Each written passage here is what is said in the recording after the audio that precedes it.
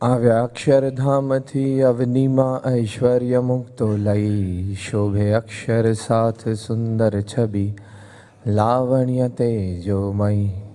કરતા દિવ્ય સદા રહે પ્રગટ જે સાકાર સર્વોપરી, સહજાનંદ કૃપાલુને નિત નમો સર્વ અવતારી હરિ.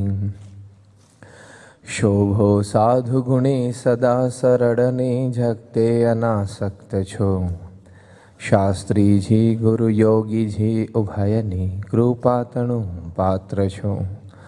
ધારી ધર્મધુરા સમુદ્ર સરખા ગંભીર જ્ઞાની જ છો, નારાયણ સ્વરૂપ દાસ ગુણીને સ્નેહે જ વંદુ અહો.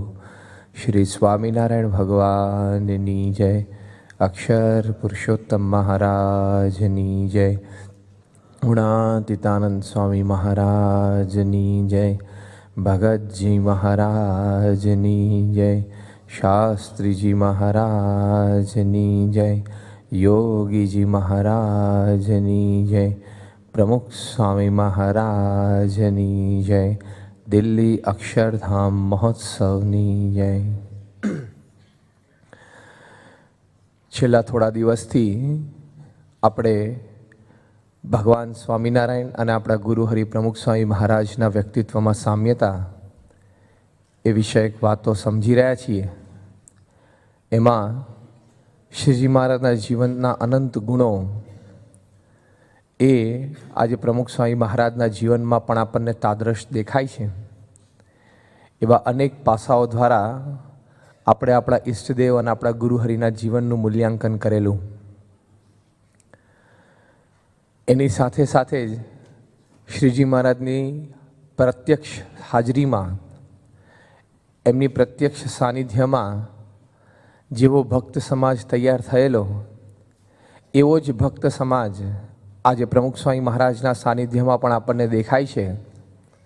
તેથી પણ આપણને પ્રતીતિ આવે કે જેવા શ્રીજી મહારાજ હતા એવા જે પ્રમુખ સ્વામી મહારાજ છે. મહારાજના વખતમાં હરિભક્તો જે શ્રદ્ધાથી સેવા અને સમર્પણ કરતા, એ જ શ્રદ્ધાથી આજે પ્રમુખ સ્વામી મહારાજના સાનિધ્યમાં ભક્તો સેવા અને સમર્પણ કરે છે. મહારાજના વખતમાં હરિભક્તોએ જેવી સમજણ કેળવેલી, સાંખ્ય અને યોગ બંને પ્રકારની સમજણ જેવી કેળવેલી, એવી જ સમજણ આજે પ્રમુખ સ્વામી મહારાજના સાનિધ્યમાં પણ ભક્ત સમાજમાં આપણને દેખાય છે. મહારાજના વખતમાં જેમ હરિભક્તો મહારાજને સર્વોપરી જાણતા અને ભજન કરતા, એમ આજે પ્રમુખ સ્વામી મહારાજના સાનિધ્યમાં પણ ભક્તો મહારાજને સર્વોપરી જાણી અને એમનું ભજન કરે છે. એટલે એક વ્યક્તિત્વનો દ્રષ્ટિકોણ એ પણ છે કે મહારાજના વખતમાં જેવો ભક્ત સમાજ હતો એવો અદલ ભક્ત સમાજ એ આજે પ્રમુખ સ્વામી મહારાજના સાનિધ્યમાં દેખાય છે. ત્યારે આપણને પ્રતીતિ આવે કે જેવા શ્રીજી મહારાજ હતા એવા આજે પ્રમુખ સ્વામી મહારાજ છે. પહેલી જ વાત આપણે સેવાની સમજીએ તો મહારાજના વખતમાં ભક્તો જેવી શ્રદ્ધાથી તને મને ધને સર્વ પ્રકારે સેવા કરતા એવા ભક્તો આજે પણ છે. જ્યારે જ્યારે ગઢડામાં કે વડતાલમાં કંઈ મહારાજના સાનિધ્યમાં પ્રસંગ હોય અને દેશ પરદેશથી બધા હરિભક્તો પધારવાના હોય, ત્યારે ત્યારે એ ભગાદોશી કાયમ સેવા માટે જોડાઈ જતા. દામોદર શેઠ એ અમદાવાદથી આવીને કાયમ સેવામાં જોડાઈ જતા. આ બધા પ્રતિષ્ઠિત, બધા સામાજિક દ્રષ્ટિએ આગેવાનો કહેવાતા, ખૂબ ધનાઢ્ય હતા અને છતાં પણ નાનામાં નાની સેવામાં ખૂબ શ્રદ્ધાથી જોડાતા. એમાં દામોદર શેઠ છે અને ભગાદોશી બંને તો આમ સ્થૂળ કાય હતા, છતાં પણ ખૂબ શ્રદ્ધાથી સેવા કરતા. ત્યારે મહારાજ કહેતા કે સમયમાં જ્યાં જોઈએ ત્યાં દામોદર તો દેખાય જ. એટલે શું કે સભા થવાની હોય ત્યાં પાથરણા પણ દામોદર શેઠ જઈને પાથરી આવતા. વળી રસોડામાં બધા જમવા જવાના હોય તો સભામાં બધું પાથરી અને તરત દામોદર છે રસોડામાં સેવામાં જોડાઈ જતા. અને જ્યારે રસોડામાં બધા જમવા માટે આવે ત્યારે ખૂબ પ્રેમથી બધાને પીરસતા. વળી વાસણ ઉટકવાની સેવામાં પણ જોડાતા. હવે દામોદર તો આવા મોટા નગર શેઠ અને છેક સુરત સુધી અને સુરતના બંદરથી પરદેશ સુધી એમનો બધો વેપાર ચાલતો. અને મહારાજ પ્રત્યેની એવી અનન્ય નિષ્ઠા અને મહારાજને પણ એમના પ્રત્યે એટલો વિશ્વાસ કે મહારાજ એમને તુકારે બોલાવતા કે દામોદર એમ કહીને બોલાવતા મહારાજ એ પણ રાજી હતા. અને લોયાના ત્રીજા વચનામૃતમાં મહારાજ એમનો ઉલ્લેખ કર્યો છે કે દામોદર જેવી નિષ્ઠા. એટલે હવે અનન્ય ભક્ત હતા. ભગાદોશી પણ આમ સ્થૂળ કાયા પણ દોડી દોડીને બધે સેવા કરતા.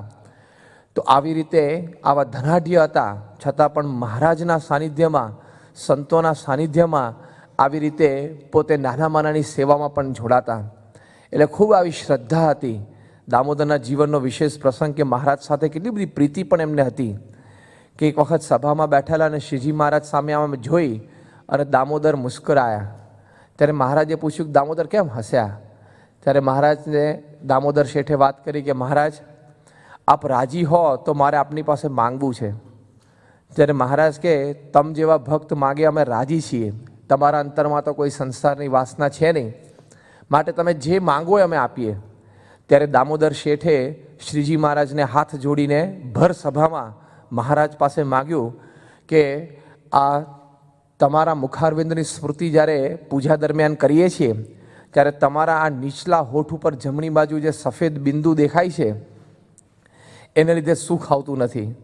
માટે મારી એક વિનંતી છે કે જો તમે મારી ઉપર રાજી થયા હો તો તમારા હોઠેથી આ સફેદ બિંદુ અદૃશ્ય થાય અને મારા હોઠે થઈ જાય એવી પ્રસાદી આપો. ત્યારે મહારાજ કંઈ બોલ્યા તો નહીં, ખાલી આમ હસ્યા.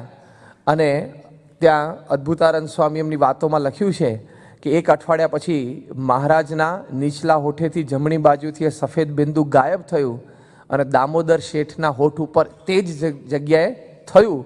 તે આજીવન દામોદરને એ પ્રસાદી રહી. કેવી પ્રસાદી માગી કહેવાય આ! અને મહારાજ પણ કેટલા રાજી હશે. પણ આવી સેવા આવા શેઠ હોવા છતાં પણ ખૂબ શ્રદ્ધાથી કરતા.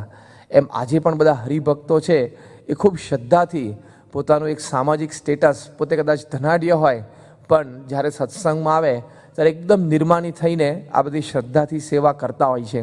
આપણે જ્યારે 1995માં અમૃત મહોત્સવ ઉજવાયો તે વખતે ત્યાં મુંબઈમાં આપણા સાધુરામભાઈ છે, એમના દીકરા યોગેશભાઈ, એ ખૂબ શ્રદ્ધાથી આ પાર્કિંગ અને બધી સેવામાં જોડાયેલા. અને બોમ્બે પુના એક્સપ્રેસ હાઈવે ઉપરથી તો કેટલા બધા લાખો વાહન રોજના પસાર થાય અને આ તો એકદમ એક્સપ્રેસ હાઈવે હતો. અને તે જ જગ્યાએ ત્યાં બધા હરિભક્તો જે બસમાં આવ્યા હોય કે વાહનો લઈને આવ્યા હોય તે લોકોએ અંદર આમ ગ્રાઉન્ડ તરફ ટર્ન લેવાનો. હવે એ ટ્રાફિક વિંધવાનો થાય પણ આખા મહોત્સવ દરમિયાન ત્યાં રોડ ઉપર ખડે પગે સવારથી લઈને સાંજ સુધી પોતે ઊભા રહ્યા અને ત્યાં ટ્રાફિક પોલીસની સાથે પોતે આ સેવામાં જોડાતા. એટલે ટ્રાફિક ઊભો રાખવાનો, પાછા હરિભક્તો બધા રોડ ક્રોસ કરી જાય અને ત્યાર પછી પાછો ટ્રાફિક ચાલુ કરાવવાનો. એક પણ એક્સિડન્ટ થયો નથી એવી શ્રદ્ધાથી એમણે આ સેવા કરી. સ્વામીને જ્યારે ઉત્સવના છેલ્લા દિવસો દરમિયાન આ બધા રિપોર્ટિંગ દરમિયાન ખબર પડી, ઋષિરાજ સ્વામીએ બધી વાત કરી, ત્યારે એ પણ બાજુમાં હતા અને સ્વામી ખૂબ રાજી થઈને થાળમાંથી પ્રસાદ આપેલો. પણ આવા એક ધનાઢ્ય કુટુંબ, એક સામાજિક રીતે પ્રતિષ્ઠિત કુટુંબ કહેવાય એવા ઘરના પણ આવી નાનામાં નાની સેવામાં જોડાતા. ત્યારે જેવી રીતે દામોદર શેઠ કે ભગાદોશી જોડાતા એવી શ્રદ્ધાથી આજે પણ હરિભક્તો આ બધી સેવામાં જોડાય છે એ વાતની આપણને પ્રતીતિ આવે છે. આ દેહ કરીને સેવા અને સાથે સાથે ભગવાન અને સંત માગે ત્યારે પોતાનું સર્વસ્વ અર્પી દેવું એવી પણ ખૂબ શ્રદ્ધાથી સેવા એ મહારાજના વખતમાં ભક્તો કરતા અને આજે પણ કરે છે. શ્રીજી મહારાજ છે એક વખત જમરાણા ગામમાં બિરાજમાન હતા અને ત્યાં ગંગારામ નામે હરિભક્ત એમના ઘરે મહારાજ જમ્યા અને ગંગારામ અને એમના પત્નીએ ખૂબ મહારાજને જમાડ્યા. આગ્રહ કરીને મહારાજને જમાડ્યા અને આમ આકંઠ તૃપ્ત કરી દીધા કે આમ અંદર તો હવે પાણીનું ટીપું પણ જઈ ના શકે એટલું બધું મહારાજને જમાડ્યા. મહારાજ કે તમે આ બધો દૂધપાક આટલો બધો જમાડ્યો તે હવે તો અમારાથી એ સવારી એટલે કે ઘોડે સવારી થઈ શકશે નહીં, માટે તમારે તો અમને ગાડામાં ગાદલું નાખીને સૂતા સૂતા લઈ જવા પડશે. એટલે ગંગારામ કે મહારાજ એક દિવસ રોકાઈ જાઓ, કાલે જજો. મહારાજ કે ના, આજે મારે કાર્યણી પહોંચવું જ છે અને ત્યાં સાંજે સભા છે એટલે મારે ત્યાં જવું જ પડશે. એટલે બહુ જ આગ્રહ મહારાજે રાખ્યો. એટલે બપોરે પછી ગાડું બધું જોડ્યું, ગાદલું પાથર્યું અને મહારાજને ગાદલા પર સુવાડ્યા. પણ એટલું બધું મહારાજથી આમ ખવાઈ ગયેલું બધાએ ખૂબ આગ્રહ રાખેલો તો મહારાજને આમ શું, કારણ કે પેટ તમારે ફૂલ ટાઈટ હોય, ના ઊભા રહેવાય, ના બેસાય, ના પડખું ભરાય, ના સુવાય, કશું જ ના થાય એવી પરિસ્થિતિ મહારાજની થઈ ગયેલી. મહારાજ આમ સૂતા સૂતા કે ગંગારામ તે બહુ જમાડ્યો, કે ગંગારામ તે બહુ જમાડ્યો, તે મારથી તો બેસાતુંય નથી કહે છે, સુવાતુંય નથી કહે છે. અને મહારાજ એ વખતે આવું ભારે ચરિત્ર કરેલું. પણ ગંગારામ એટલી સરસ રીતે એ બળદગાડું ચલાવતા હતા કે કોઈ જગ્યાએ મહારાજને આંચકો ના આવે. આમ સામાન્ય ખાડા ટેકરા હોય એ આમ જરા તારવવાનો પ્રયત્ન કરે, થોડા તારવી પણ લે, એવી રીતે ચલાવતા હતા. તેમ મહારાજ એકદમ બેઠા થયા અને ત્યાં મહારાજે ગંગારામની આમ પીઠ થાપડીને કહ્યું, ગંગારામ તે તું બળદગાડું સારું ચલાવી જાણસ કે? એ કે મહારાજ આપની કૃપા. મહારાજે આમ ત્યાં આગળ વળીને જોયું. મહારાજ કે શું તારા બળદ છે? કે બંને બળદ બહુ જાતવાન લાગે છે, તારું ગાડુંનું એ બહુ સારું છે, કારણ કે નવું જ ગાડું હતું, લાકડું સારું હતું. એટલે મહારાજ કે તારું ગાડું સારું છે અને ચલાવનારો સારો છે મહારાજ કે. આટલું બોલ્યા અને ગંગારામે એ બળદની રાસ મહારાજના હાથમાં આપી દીધી. મહારાજ કે આ શું? કે મહારાજ તમને ગમ્યું એટલે હવે તમારું, આ બે બળદ તમારા, આ ગાડું તમારું અને ગાડુંનું ચલાવનારો તમારો.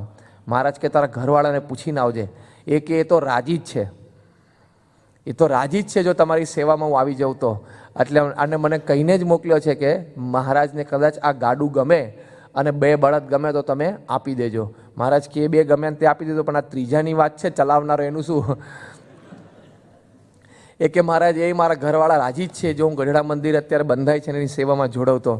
અને મહારાજને હાથમાં રાસ આપી દીધી. મહારાજ તો જો કે પાછી આપી દીધી. મહારાજ કે તે બધી જ સેવા કરી દીધી, તે બળી રાજાની જેમ તારું સર્વસ્વ અર્પી દીધું.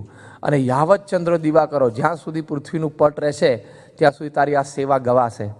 હવે એક સામાન્ય ગામના માણસ પણ એવી એક સમજણ કે મહારાજની મરજી પોતે જાણી શક્યા અને ટાઈમે રાસ આપી દીધી. મહારાજે કંઈ ના લઈ લીધું, અને કદાચ લીધું હોત તો કંઈ એટલી મોટી વસ્તુ હતી નહીં. પોતાની માટે કદાચ નાના માણસ માટે મોટી વસ્તુ, કારણ કે એના દ્વારા જે એ બધું ખેતી કરી શકે. છતાં પણ મહારાજ અત્યંત રાજી થયા અને આવું વરદાન આપી દીધું કે કાયમ માટે તારી સેવા ગવાશે. તો જો આજે 200 વર્ષ પછી આપણે આટલી 10,000 માઇલ દૂર આપણે એમને યાદ કરીએ છીએ. તો જો કહેવાનું શું કે આવી રીતે મહારાજના વખતમાં આવા હરિભક્તો હતા કે મહારાજની મરજી જાણીને એવી એમને સમજણ હતી કે સેવા કરી દેતા. એમ આજે પ્રમુખ સ્વામી મહારાજના સાનિધ્યમાં પણ એવા હરિભક્તો છે. આપણે આણંદ ક્ષેત્રના આપણા સંયોજક છે અરુણભાઈ પટેલ, સર્વમંગલ સ્વામી બેઠા, તમને ખ્યાલ છે. ડૉક્ટર અરુણભાઈ પટેલ, એમના એક દીકરા સાધુ પણ છે. એ અરુણભાઈ ખૂબ વર્ષો જૂના આપણા કાર્યકર છે. અને 1999 કે 2000ની સાલમાં જ્યારે સાંકરીમાં દિવ્ય સન્નિધિ પર્વ સંતોને કાર્યકર્તાઓનું થયેલું, તે વખતે સ્વામી એની સાનિધ્યમાં જ્યારે છેલ્લી સભા પૂરી થઈ અને મધ્યસ્થ કારણના સંતોએ બધાનો આભાર માન્યો, ત્યારે એ સંતોનો આભાર માનવા માટે એ ડૉક્ટર અરુણભાઈ મંચ ઉપર આવ્યા. એમણે આભાર માની લીધો. પછી સ્વામીએ ફરી વખત માઇક મંગાવ્યું અને સ્વામી બોલ્યા કે આપણી સંસ્થામાં આદર્શ કાર્યકર કોઈ જોવા હોય તો અરુણભાઈ છે. સ્વામી કે હું એને વર્ષોથી જોતો આવ્યો છું, પોતે પ્રમાણ આપ્યું. સ્વામી કે હું એને વર્ષોથી જોતો આવ્યો છું, એકની એક રહેણી કહેણી છે, કોઈ દિવસ કોઈ ફેર એમાં થયો નથી. દાયકાઓ સુધી સ્વામી કે એણે સેવા કરી છે. બહુ શ્રદ્ધાથી સ્વામી બોલેલા. પણ આ વાત કરેલી કે સ્વામી કે આપણી સંસ્થામાં જો આદર્શ કાર્યકર કોઈ કહેવા હોય તો અરુણભાઈને જોવા. આ 400 જેટલા નિર્દેશકો અને સંયોજકો એટલે મુખ્ય અગ્રેસર કાર્યકર્તાઓ બેઠા હતા, એ બધાને સંબોધીને સ્વામીએ વાત કરેલી.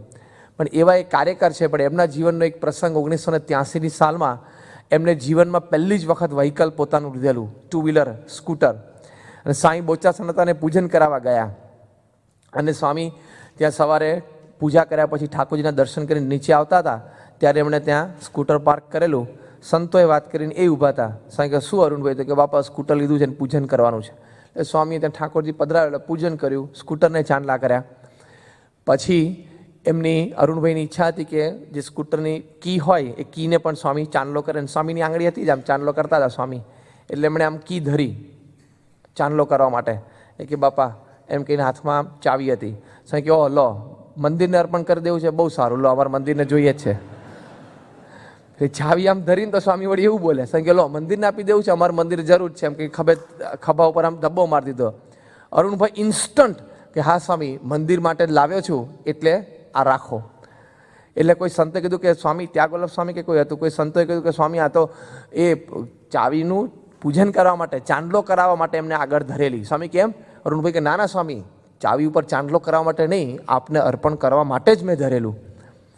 તરત જ સમજણ ફેરવી નાખી. અને સ્વામી અરુણભાઈ વાત કરે છે આ પ્રસંગની કે સામું જોયું સ્વામીએ, અને એક ફ્રેક્શન ઓફ એ સેકન્ડ માટે જે સ્વામી આમ સામું જોઈને સ્વામીએ જે સ્માઇલ આપી, $1 મિલિયન. એ $1 મિલિયન ખર્ચતા પણ એ સ્માઇલ, એ આંખો એ ફરી વખત મળે નહીં. એટલા પ્રેમથી સ્વામીએ જોયું. હવે આ તો અંતર્યામી પુરુષ છે ને, અંતર્યામી પર હું forget it for a while, પણ જે આટલા બુદ્ધિશાળી વ્યક્તિ આમ પ્રસંગ ચાલતો હોય, બે ચાર માણસ વાત કરતા હોય તો એક ક્ષણમાં સમજી જાય કે શું વાત ચાલે છે, શું વાતાવરણ છે અને કયા કયા વ્યક્તિ ઇન્વોલ્વ છે, એટલે શું વાત કઈ કક્ષાની ચાલતી હોવી જોઈએ. આવા બુદ્ધિશાળી છે સ્વામી. તો છતાં સ્વામી જાણતા હતા, પણ એક પલકારામાં જે એમને સ્વામીના વચને સમજણ ફેરવી અને એ સ્કૂટર અર્પણ કરી દીધું બોચાસન મંદિરમાં. તો જેમ એ જમરાડાના ગંગારામે એ મહારાજના હાથમાં બળદની રાસ આપી દીધેલી, એમ અરુણભાઈએ સ્વામીને સ્કૂટરની ચાવી આપી દીધી. પણ આવા ભક્તો કે મરજી સમજીને ટાણું સાચવી જાણે એવા ભક્તો મહારાજના વખતમાં પણ હતા અને આજે પણ આપણને દેખાય છે. એવી શ્રદ્ધાથી આ બધી સેવા એ લોકોએ કરેલી છે. અને આ બધી જ સેવા એ મરજી જાણીને કરી હોય, પણ ઘણી વખત તો બહુ જ મોટા પ્રમાણમાં જબરજસ્ત સેવા આ મરજી જાણીને કરેલી હોય, એવા પણ ભક્તો મહારાજના વખતમાં હતા અને એવા ભક્તો આજે પણ છે. મહારાજને જ્યારે ગઢડા મંદિરનું બાંધકામ ચાલતું ત્યારે એક પ્રસંગે સામત પટેલ મહારાજના દર્શન કરવા માટે આવ્યા. ત્યાં અક્ષરરોડીમાં મહારાજ બિરાજમાન હતા. મહારાજના દર્શન દંડવત કર્યા. મહારાજે ખબર અંતર પૂછ્યા અને પછી મહારાજ કે પટેલ વ્યવહાર સુખી તો છો ને? સામત પટેલ કે હા મહારાજ, આપની દયા છે અને વ્યવહાર સારો ચાલે છે. થોડી ઔપચારિક વાતો થઈ અને ફરી વખત મહારાજે પૂછ્યું, પટેલ વ્યવહાર સુખી તો છો ને? એટલે કે હા મહારાજ, આપની દયા છે બધી. આવું 2-3 વખત મહારાજે પૂછ્યું અને પછી તો મહારાજે કીધું કે શું કાર્યક્રમ છે? એટલે કે મહારાજ એક રાત રોકાવું છે ને પછી જશું. મહારાજ કે બહુ સારું, તો સાંજે પાછા સભામાં આપણે મળશું એમ કહીને મહારાજ કે અમે જરા મંદિરે જઈ આવીએ. એટલે નિરીક્ષણ કરવા માટે સાંજના સમયે મહારાજને જવું હતું, એટલે મહારાજ તો અક્ષરરોડીમાંથી ઊભા થઈને ચાલ્યા. સામત પટેલને અંતરમાં વિચાર આવ્યો કે મહારાજે કોઈ વખત નહીં, એના કરતાં 2 વખત ઉપરા ઉપરી પૂછ્યું તે શું હશે? એટલે એમણે શુકમુનિ સ્વામી અને સાથેના પાર્ષદ હતા એમને પૂછ્યું કે મહારાજે કેમ આવું પૂછ્યું? ત્યારે શુકમુનિ સ્વામીએ કીધું કે જો અત્યારે મહારાજને પૈસાની ખૂબ જરૂર છે અને ગઢડાનું મંદિર બંધાય છે અને એમાં કડિયાના અને મજૂરના પગાર ચડી ગયા છે. પથ્થર જે આવે છે એ પણ આવતો બંધ થયો છે કારણ કે પૈસા ચૂકવાતા નથી. એટલે મહારાજને પૈસાની જરૂર છે, એટલે કદાચ આવું પૂછતા હશે. સામત પટેલ તો બધું શાનમાં સમજી ગયા. કંઈ મહારાજને પૂછવા જ ના રહ્યા. મહારાજ ખરેખર પૈસાની જરૂર છે, કહેતો હોય તો હું કંઈક લઈ આવું, સેવા કરું. હવે એવું પૂછવા જઈએ તો મહારાજ ના જ પાડે ને. સમજી જ ગયા. એ ઓસરી ઉપરથી સીધા જ ઘોડા ઉપર પલાણ થઈને પોતાને ગામ, અને ત્યાં જઈને પછી પોતાની જેટલી મિલકત હતી એ બધી ભેગી કરી, ઘર વખરી વેચી દીધી અને પછી ખેતર પણ વેચી દીધું. સારું, એને જોગાનું જોગ એના પત્ની પિયર ગયેલા એટલે બધું કામ થયું, નહીં તો પાછું અટકત. એ આઉટ ઓફ સ્ટેશન હતા એટલે બધો કાર્યક્રમ થઈ શક્યો, નહીં તો બધો અડધો રહી જાત પાછો. એટલે એ રીતે બધો ખેતરવાડી બધું વેચી દીધું, ઘર બાર બધું વેચી દીધું, ઢોર બધા વેચી દીધા, નકદ પોતાની પાસે જેટલું હતું એટલું, અને સાથે આ બધું ઉમેરાયું અને બધી ઝવેરાત હતી એ પણ બધું ભેગું કર્યું અને 4,000 રૂપિયા નકદ લઈને મહારાજ પાસે આવ્યા, કોથળો ભરીને. હવે આપણને એમ થાય 4,000 રૂપિયાની રકમ મહારાજના વખતમાં 11 કે 12 રૂપિયા તોલો સોનું હતું. અને ગોલ્ડ ઇઝ ઇન્ટરનેશનલ કરન્સી, કે તે વખતના 4,000 રૂપિયા એટલે અત્યારના કેટલા તે ગોલ્ડ પ્રમાણે ગણાય. કે તે વખતે 11 કે 12 રૂપિયા તોલો સોનું હતું. અત્યારે કેટલા રૂપિયા છે? 6,000 રૂપિયા લગભગ તોલો સોનું છે.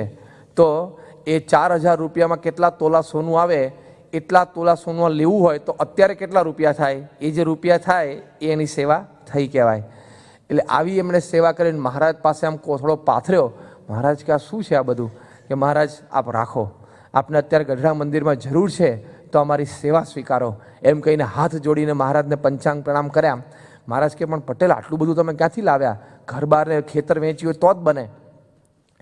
કે મહારાજ એ તમારે ક્યાં ચિંતા કરવી છે, તમે જ બધું દીધું છે ને બધું થાય છે. મહારાજ કે પણ તમારા ભવિષ્યનું શું? સામત પટેલ કે જો મહારાજ, કુકડા અને કણબીના છોકરા 2 જણા તો ભૂખ્યા મરે નહીં, એ તો ઉકેડામાંથી દાણા વીણીને ખાય.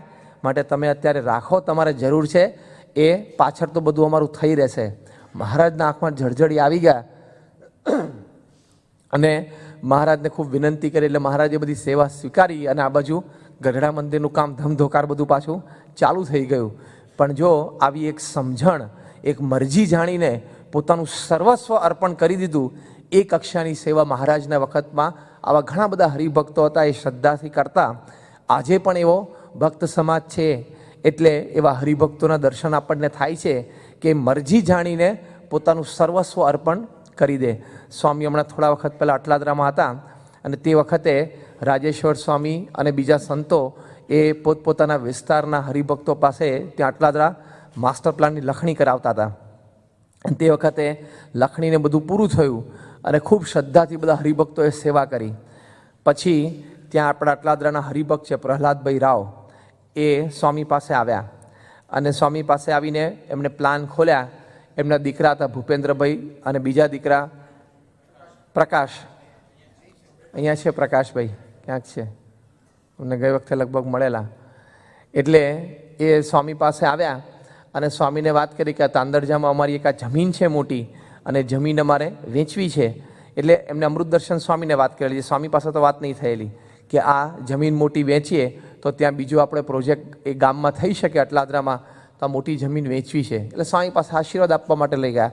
સ્વામી આમ પ્લાન જોયો અને બધી વાત જાણીને સ્વામી આમ પુષ્પ છાંટ્યા અને પછી આમ સહેજે તો પેલી ભાષામાં આપણે બોલતા હોઈએ ને કે ભાઈ આપણે જમીન આપી દેવી છે, એમ ઘણી વખત આમ જમીન આપી દેવી છે, એમ એટલે આપી દેવી છે એટલે વેચી દેવી છે એવો અર્થ થાય.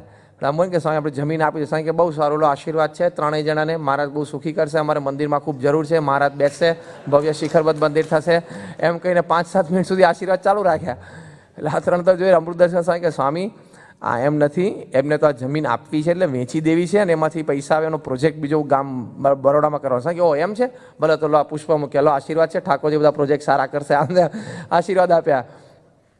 પછી ત્યાંથી તો આગળ એ બહાર નીકળ્યા ત્યારે આ બધી સહેજે વાત થઈ. સ્વામી તો આમ સમજ્યા અને આવી રીતે બોલ્યા. પ્રહલાદભાઈને કહ્યું કે સ્વામી આવું બોલ્યા, આપણે વિચારવું જોઈએ. અમૃત દર્શન સ્વામી કે ના ના એવું નથી, આ તો સ્વામી આવું સમજ્યા એટલે આવું બોલ્યા હોય, પણ તમારે પ્રેમથી સ્વામીના આશીર્વાદ છે તો જમીન વેચજો અને સારો તમારો પ્રોજેક્ટ થઈ શકે, એમાંથી જે ઇન્કમ આવે ને.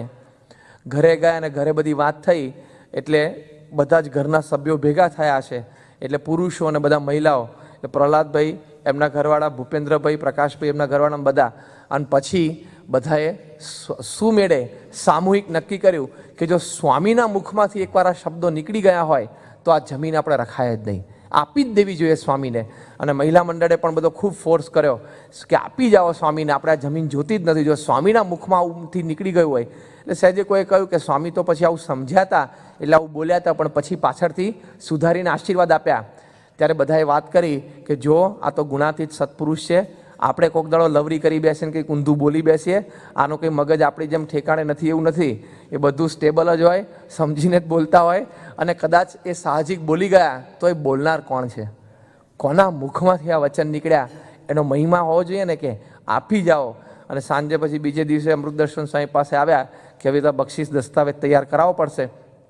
વળી સંતોએ વાત કરી છતાં પણ એમનો આગ્રહ હતો એટલે દસ્તાવેજ તૈયાર કરાવીને સ્વામી પાસે આવ્યા. અને બીજે કે ત્રીજે દિવસે સાંજનો સમય હશે, સ્વામીએ ફ્રૂટ જમ્યા અને પછી પત્ર લેખન કરતા હતા, ત્યાં આવ્યા અને સ્વામીને આ બધી વાત કરી. સ્વામી કે ના ના મારે એવો ભાવ નહોતો, આ તો હું આવું સમજ્યો એટલે મેં આવી વાત કરી. એટલે કે પપ્પા બરોબર છે, આપ જે કહો છો એમને માન્ય છે, પણ આપના મુખમાંથી એકવાર આ ઠાકોરજી બેસશે એવા આશીર્વાદ નીકળી ગયા એટલે હવે ફરી વખત અમારા જમીન રખાય જ નહીં કે.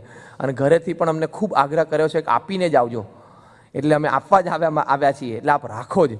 સ્વામી એકદમ ઇમોશનલ થઈ ગયા, ગળગળા થઈ ગયા સ્વામી એકદમ. અને સ્વામી બોલતા બોલતા આમ ગળામાં આમ ડૂમો ભરાઈ ગયો અને આંખમાં જળજળી આવી ગયા. સ્વામી કે તમે આ બધી સેવા કરો છો એટલે કે સ્વામી આપના માટે જ છે, આપ રાજી થાવ. અને સ્વામીએ કીધું ઠાકોરજી પાસે મંગાવડાયા, ઠાકોરજી પાસે બધો એ બક્ષિસ દસ્તાવેજ ધરાવ્યો. સ્વામીએ હાર મંગાવડાયા, પુષ્પ બધા એની પર મૂક્યા, પૂજન કર્યું, સ્વામી બધાને હાર પહેરાવ્યા. અને સ્વામી એકદમ બધા એકદમ આમ ઇમોશનલ થઈ ગયેલા કે આટલી બધી આવી સમજણ ને આવું સમર્પણ. કારણ કે મહારાજે તો એ પ્રથમના 61મું જે બળીરાજાનું વચનામૃત છે એમાં મહારાજે લખ્યું છે કે ભગવાન છે એ પોતાના એવા જે પ્રેમી ભક્તો હોય એની પ્રેમરૂપી જે ભક્તિ છે એ ભક્તિ એ કરીને બંધનમાં આવે છે, પછી છૂટવાને સમર્થ રહેતા નથી. બીજી કોઈ રીતે આ ભગવાન અને પ્રમુખ સ્વામી મહારાજ એ બંને જેના બંધાય નથી. ગમે તેવી આપણી સંપત્તિ હોય, ગમે તેવી બુદ્ધિને આવડત હોય, પણ એ ના બંધાય. પણ આપણો જો નિસ્વાર્થ પ્રેમ એમના પ્રત્યે જોવે કે આ ભક્તને મારા પ્રત્યે એક નિસ્વાર્થ અને સંપૂર્ણ સમર્પિત પ્રેમ મારી માટે છે, તો એ પોતે એ ભક્તને આધીન થઈ જાય, એ વશ થઈ જાય અને પછી એ પ્રેમરૂપી બંધને પ્રેમરૂપી દોરીએ કરીને બંધનમાં આવે છે. તો મહારાજે શું શબ્દ લખ્યા? પછી એ છૂટવાને સમર્થ રહેતા નથી. એ પોતે શક્તિહીન થઈ જાય ભક્ત પાસે કે આની ભક્તિ જેવી છે કે હું આનાથી છૂટો પડી જ નહીં શકું. ત્યારે એવા બંધનમાં સ્વામી આવી ગયા અને ખૂબ ભાવથી અને પ્રેમથી બધાને ખૂબ આશીર્વાદ આપ્યા, પ્રસાદ આપ્યો અને પછી બધાની ઈચ્છા હતી એટલે સ્વામીએ ત્યાં એ ગાતરિયા ઉપર આશીર્વાદ પણ લખી આપ્યા. અને એમાં સ્વામીએ લખ્યું કે તમારી પેઢીઓમાં આ બધો સત્સંગ દ્રઢ રહેશે અને આ ભૂમિ ઉપર એટલે તાંદરજા જમીન, એ ભૂમિ ઉપર જે સત્કાર્ય થશે એ જે તે સમયે સત્કાર્યનું એ પૂરું એનું પુણ્ય એ તમારી જે તે પેઢીને કાયમ મળતું રહેશે. એટલે પૃથ્વીનો પટ રહેશે ત્યાં સુધી તમારી સેવા ચાલુ રહેશે અને બધાને મહારાજ અક્ષરધામમાં બેસાડશે. અને દસ્તાવેજમાં એક પાનું એડિશનલ ઉમેરેલું એ લોકોએ કે કુટુંબમાં જેટલા સભ્યો હતા, નાના મોટા ભાઈ બધાએ સહી કરેલી. નાના બધા ટાબરિયા તો એ લોકોએ એમ જરૂર ના પડે, પણ સહેજે બધાને લાગણી હતી કે બધા સેવામાં જોડાઈએ. અને બધાને એમ હતું સ્વામી આ સેવા કરી છે, અમારે આમ એવી કોઈ આગ્રહ નથી કે આશીર્વાદ લખી આપો, પણ અમારી ભવિષ્યની પેઢી આશીર્વાદ વાંચે જ્યારે અમે લોકો હયાત ન હોઈએ ત્યારે આશીર્વાદ વાંચીને એમને થવું જોઈએ કે અમે આ સંસ્થા સાથે જોડાયેલા છીએ. અક્ષર પુરુષોત્તમ મહારાજ અમારા છે અને પ્રમુખ સ્વામી મહારાજ એ આપણા ગુરુ છે. અને આપની આ પરંપરામાં જે તે સમયે અમારા વંશજો પણ આવી જ સેવા કરવા પ્રેરાય અને આવું જ સમર્પણ કરી શકે એ પ્રેરણા મળે એની માટે આશીર્વાદ લખી આપો. એટલે સ્વામીએ ખૂબ સુંદર આશીર્વાદ લખી આપ્યા અને એ આશીર્વાદમાં આ બધું એ ખૂબ જ વરદાન રૂપ બધું લખી આપ્યું. અને એમાં એક વાક્ય તેવું લખ્યું કે અક્ષરધામમાં શ્રીજી મહારાજની બાજુમાં જોગી મહારાજ બેઠા છે, એની બાજુમાં તમને બેસાડશે. પ્લેસ આઈડેન્ટિફાઈ કરી, હા, પ્લેસ અક્ષરધામમાં આઈડેન્ટિફાઈ કરતા ને એવી રીતે સ્વામીએ વાક્ય લખ્યું છે. એવું પ્રકાશભાઈ વાત કરતા હતા કે અક્ષરધામમાં મહારાજ બેઠા છે, એની બાજુમાં જોગી મહારાજ બેઠા છે, એની બાજુમાં તમને મહારાજ બેસાડશે. જેમાં પર્સનલી એમ આઈડેન્ટિફાઈ કર્યું છે આશીર્વાદમાં. એટલે આવી રીતે સર્વસ્વ સમર્પણ એ ભગવાન અને સંતની મરજી જાણીને પોતાનું કરવું એ મહારાજના વખતમાં પણ આવા હરિભક્તો હતા, આજે પણ આવા હરિભક્તો છે. એટલે એવો ને એવો લીલો પલ્લવ સત્સંગ આપણને દેખાય છે. બીજો એક દ્રષ્ટિકોણ સેવાનો એ છે કે મહારાજના વખતમાં હરિભક્તો અપેક્ષાએ રહિત સેવા કરતા, કે સેવાના વળતર રૂપે કોઈ પણ જાતની અપેક્ષા નહીં કે હું સુખી થઉં, કે મારા દેહમાં જે રોગ છે એ ટળી જાય, અથવા તો ભગવાન અને સંત મને બોલાવે, એવી પ્રકારની કોઈ પણ પ્રકારની અપેક્ષા નહીં. આજે સ્વામીના સાનિધ્યમાં પણ એવા ભક્તો છે કે બધું જ અર્પણ કરી દે, જબરજસ્ત સેવા કરી દે પ્રસંગે ટાણે, પણ કોઈ પણ પ્રકારની લેશ માત્ર પણ અપેક્ષા એમના અંતરમાં નથી. શ્રીજી મહારાજના વખતમાં જ્યારે દુષ્કાળ પડ્યો તે વખતે પર્વતભાઈએ 16 કળશી અનાજ એ મહારાજને અર્પણ કરેલું. એ દ્રષ્ટિકોણથી કે મહારાજ કોઈ એવા ગરીબ હરિભક્તો હોય અને જે કદાચ એવી રીતે અફોર્ડ ના કરી શકે, એટલે કે ખરીદી ન શકે આટલું મોંઘું અનાજ દુષ્કાળ વખતે, તો તમે પ્રેમથી એ બધાને અનાજ આપજો. એમ કરીને પોતાના કોઠારમાંથી 16 કળશી અનાજ શ્રીજી મહારાજને આપેલું. આમ તો એક કળશી એટલે કેટલું છે બહુ મને ખબર નથી, 16 મણ એટલે એટલું અનાજ મહારાજને એમણે અર્પણ કરેલું. એક કળશી એટલે 16 મણ, એ 16 કળશી અનાજ એટલે લગભગ 256 મણ થયું. 250 મણ અનાજ એમને મહારાજને બધું દુષ્કાળ વખતે જ્યારે સોનાના ભાવ હતા અનાજના તે વખતે અર્પણ કરેલું. પણ એ જ પર્વતભાઈ એ જ્યારે એક પ્રસંગે મહારાજનો સમાગમ કરવા માટે ગઢડા આવ્યા અને તે વખતે એક અઠવાડિયા સુધી મહારાજનો સમાગમ કર્યો. અને એક દિવસ મહારાજે પૂછ્યું કે શું કેમ છો અને બધું વ્યવસ્થા થઈ ગઈ છે ને, અને ક્યાં જમો છો? ત્યારે પર્વતભાઈ કે મહારાજ એ તો બધું થઈ રહે છે, આપના દર્શન થાય છે અને કથા વાર્તા સંભળાય છે. પણ તે વખતે વાત ખુલી અને મહારાજને ખબર પડી કે આ પર્વતભાઈને તો બિચારાને અઠવાડિયાથી ડાળિયા ઉપર જ જીવે છે કે. અને મહારાજે પૂછ્યું ત્યારે મૂળજી બ્રહ્મચારીએ કીધું કે મહારાજ અમને એમ કે આ તો દરબારગઢના ત્યાં અહીંયા દાદા ખાચરના મહેમાન છે એટલે ત્યાં લાડુબા જીવબાના ઓરડે જઈને જમી લેતા હશે. અને એ લોકો વળી એમ સમજ્યા કે આ તો મહારાજ પાસે રહે છે એટલે ત્યાં મહારાજનો થાળ મૂળજી બ્રહ્મચારી એને જમાડી દેતા હશે. એટલે થયું તો બે બાજુથી રહી ગયા, આપણી ભાષામાં બે બાજુથી બિચારા રહી ગયેલા. પણ એમને એવો અભાવ નહીં આવેલો, એમને એવો અવગુણ નહીં આવેલો કે મેં એક જમાનામાં જ્યારે દુષ્કાળ હતું ત્યારે આ જ દરબારગઢમાં મહારાજને ઉપયોગમાં આવે અને હરિભક્તોને ઉપયોગમાં આવે એની માટે દુષ્કાળ વખતે મેં 16 કળશી અનાજ આપેલું. અને આજે કોઈ 2 રોટલી માટે મારી કોઈ કદર નથી કરતું, મારી કોઈ ધ્યાન નથી રાખતું, કોઈ અપેક્ષા નહીં. મહારાજ એમને કહ્યું અને મહારાજ જરામ દિલગીર થઈ ગયા. એ કે મહારાજ તમે શું કામ એમાં દિલગીર થાવ છો? મારે તો આપના દર્શન થાય છે, આપની વાતો સંભળાય છે અને મુક્તાનંદ સ્વામી, નિત્યાનંદ સ્વામી, બ્રહ્માનંદ સ્વામી જેવા મોટા સંતનો સમાગમ થાય છે. એટલે જેની માટે હું આવ્યો છું એ તો બધું થાય છે. કેવી સમજણ કહેવાય બોલો, કે જેની માટે હું આવ્યો છું એ બધું થાય છે.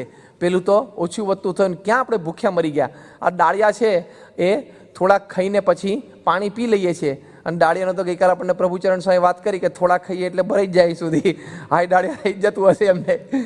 એટલે એ હાઈ દાળ એટલે એ દ્રષ્ટિકોણથી થોડા ડાળિયા ખાતા હશે, પાણી પીતા હશે એટલે બધા ફૂલી નહીં સુધી આવતા રહેતા હશે. એટલે પણ આવી શ્રદ્ધાથી આ સમાગમ કરેલો એમણે.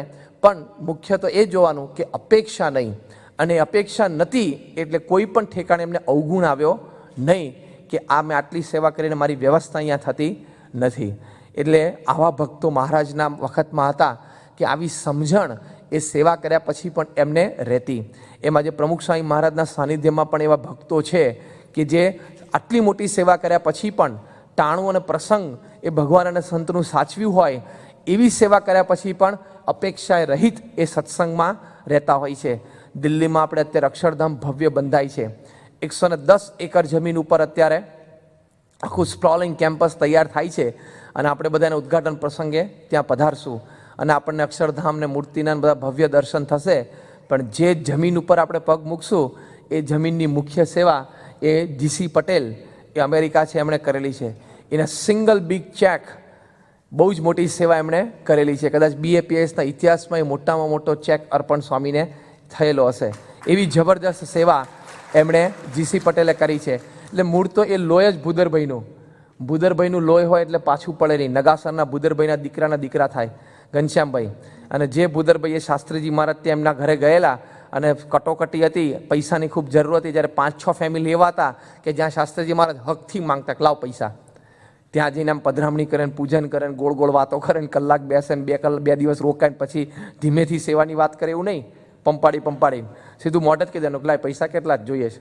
એમ જ એવા અમુક જે કુટુંબો હતા એમાંનું આ ભૂદરભાઈ નગાસરના શાસ્ત્રી મહારાજને ત્યાં ગયેલા અને પછી શાસ્ત્રી મહારાજે પૈસા માગ્યા હતા.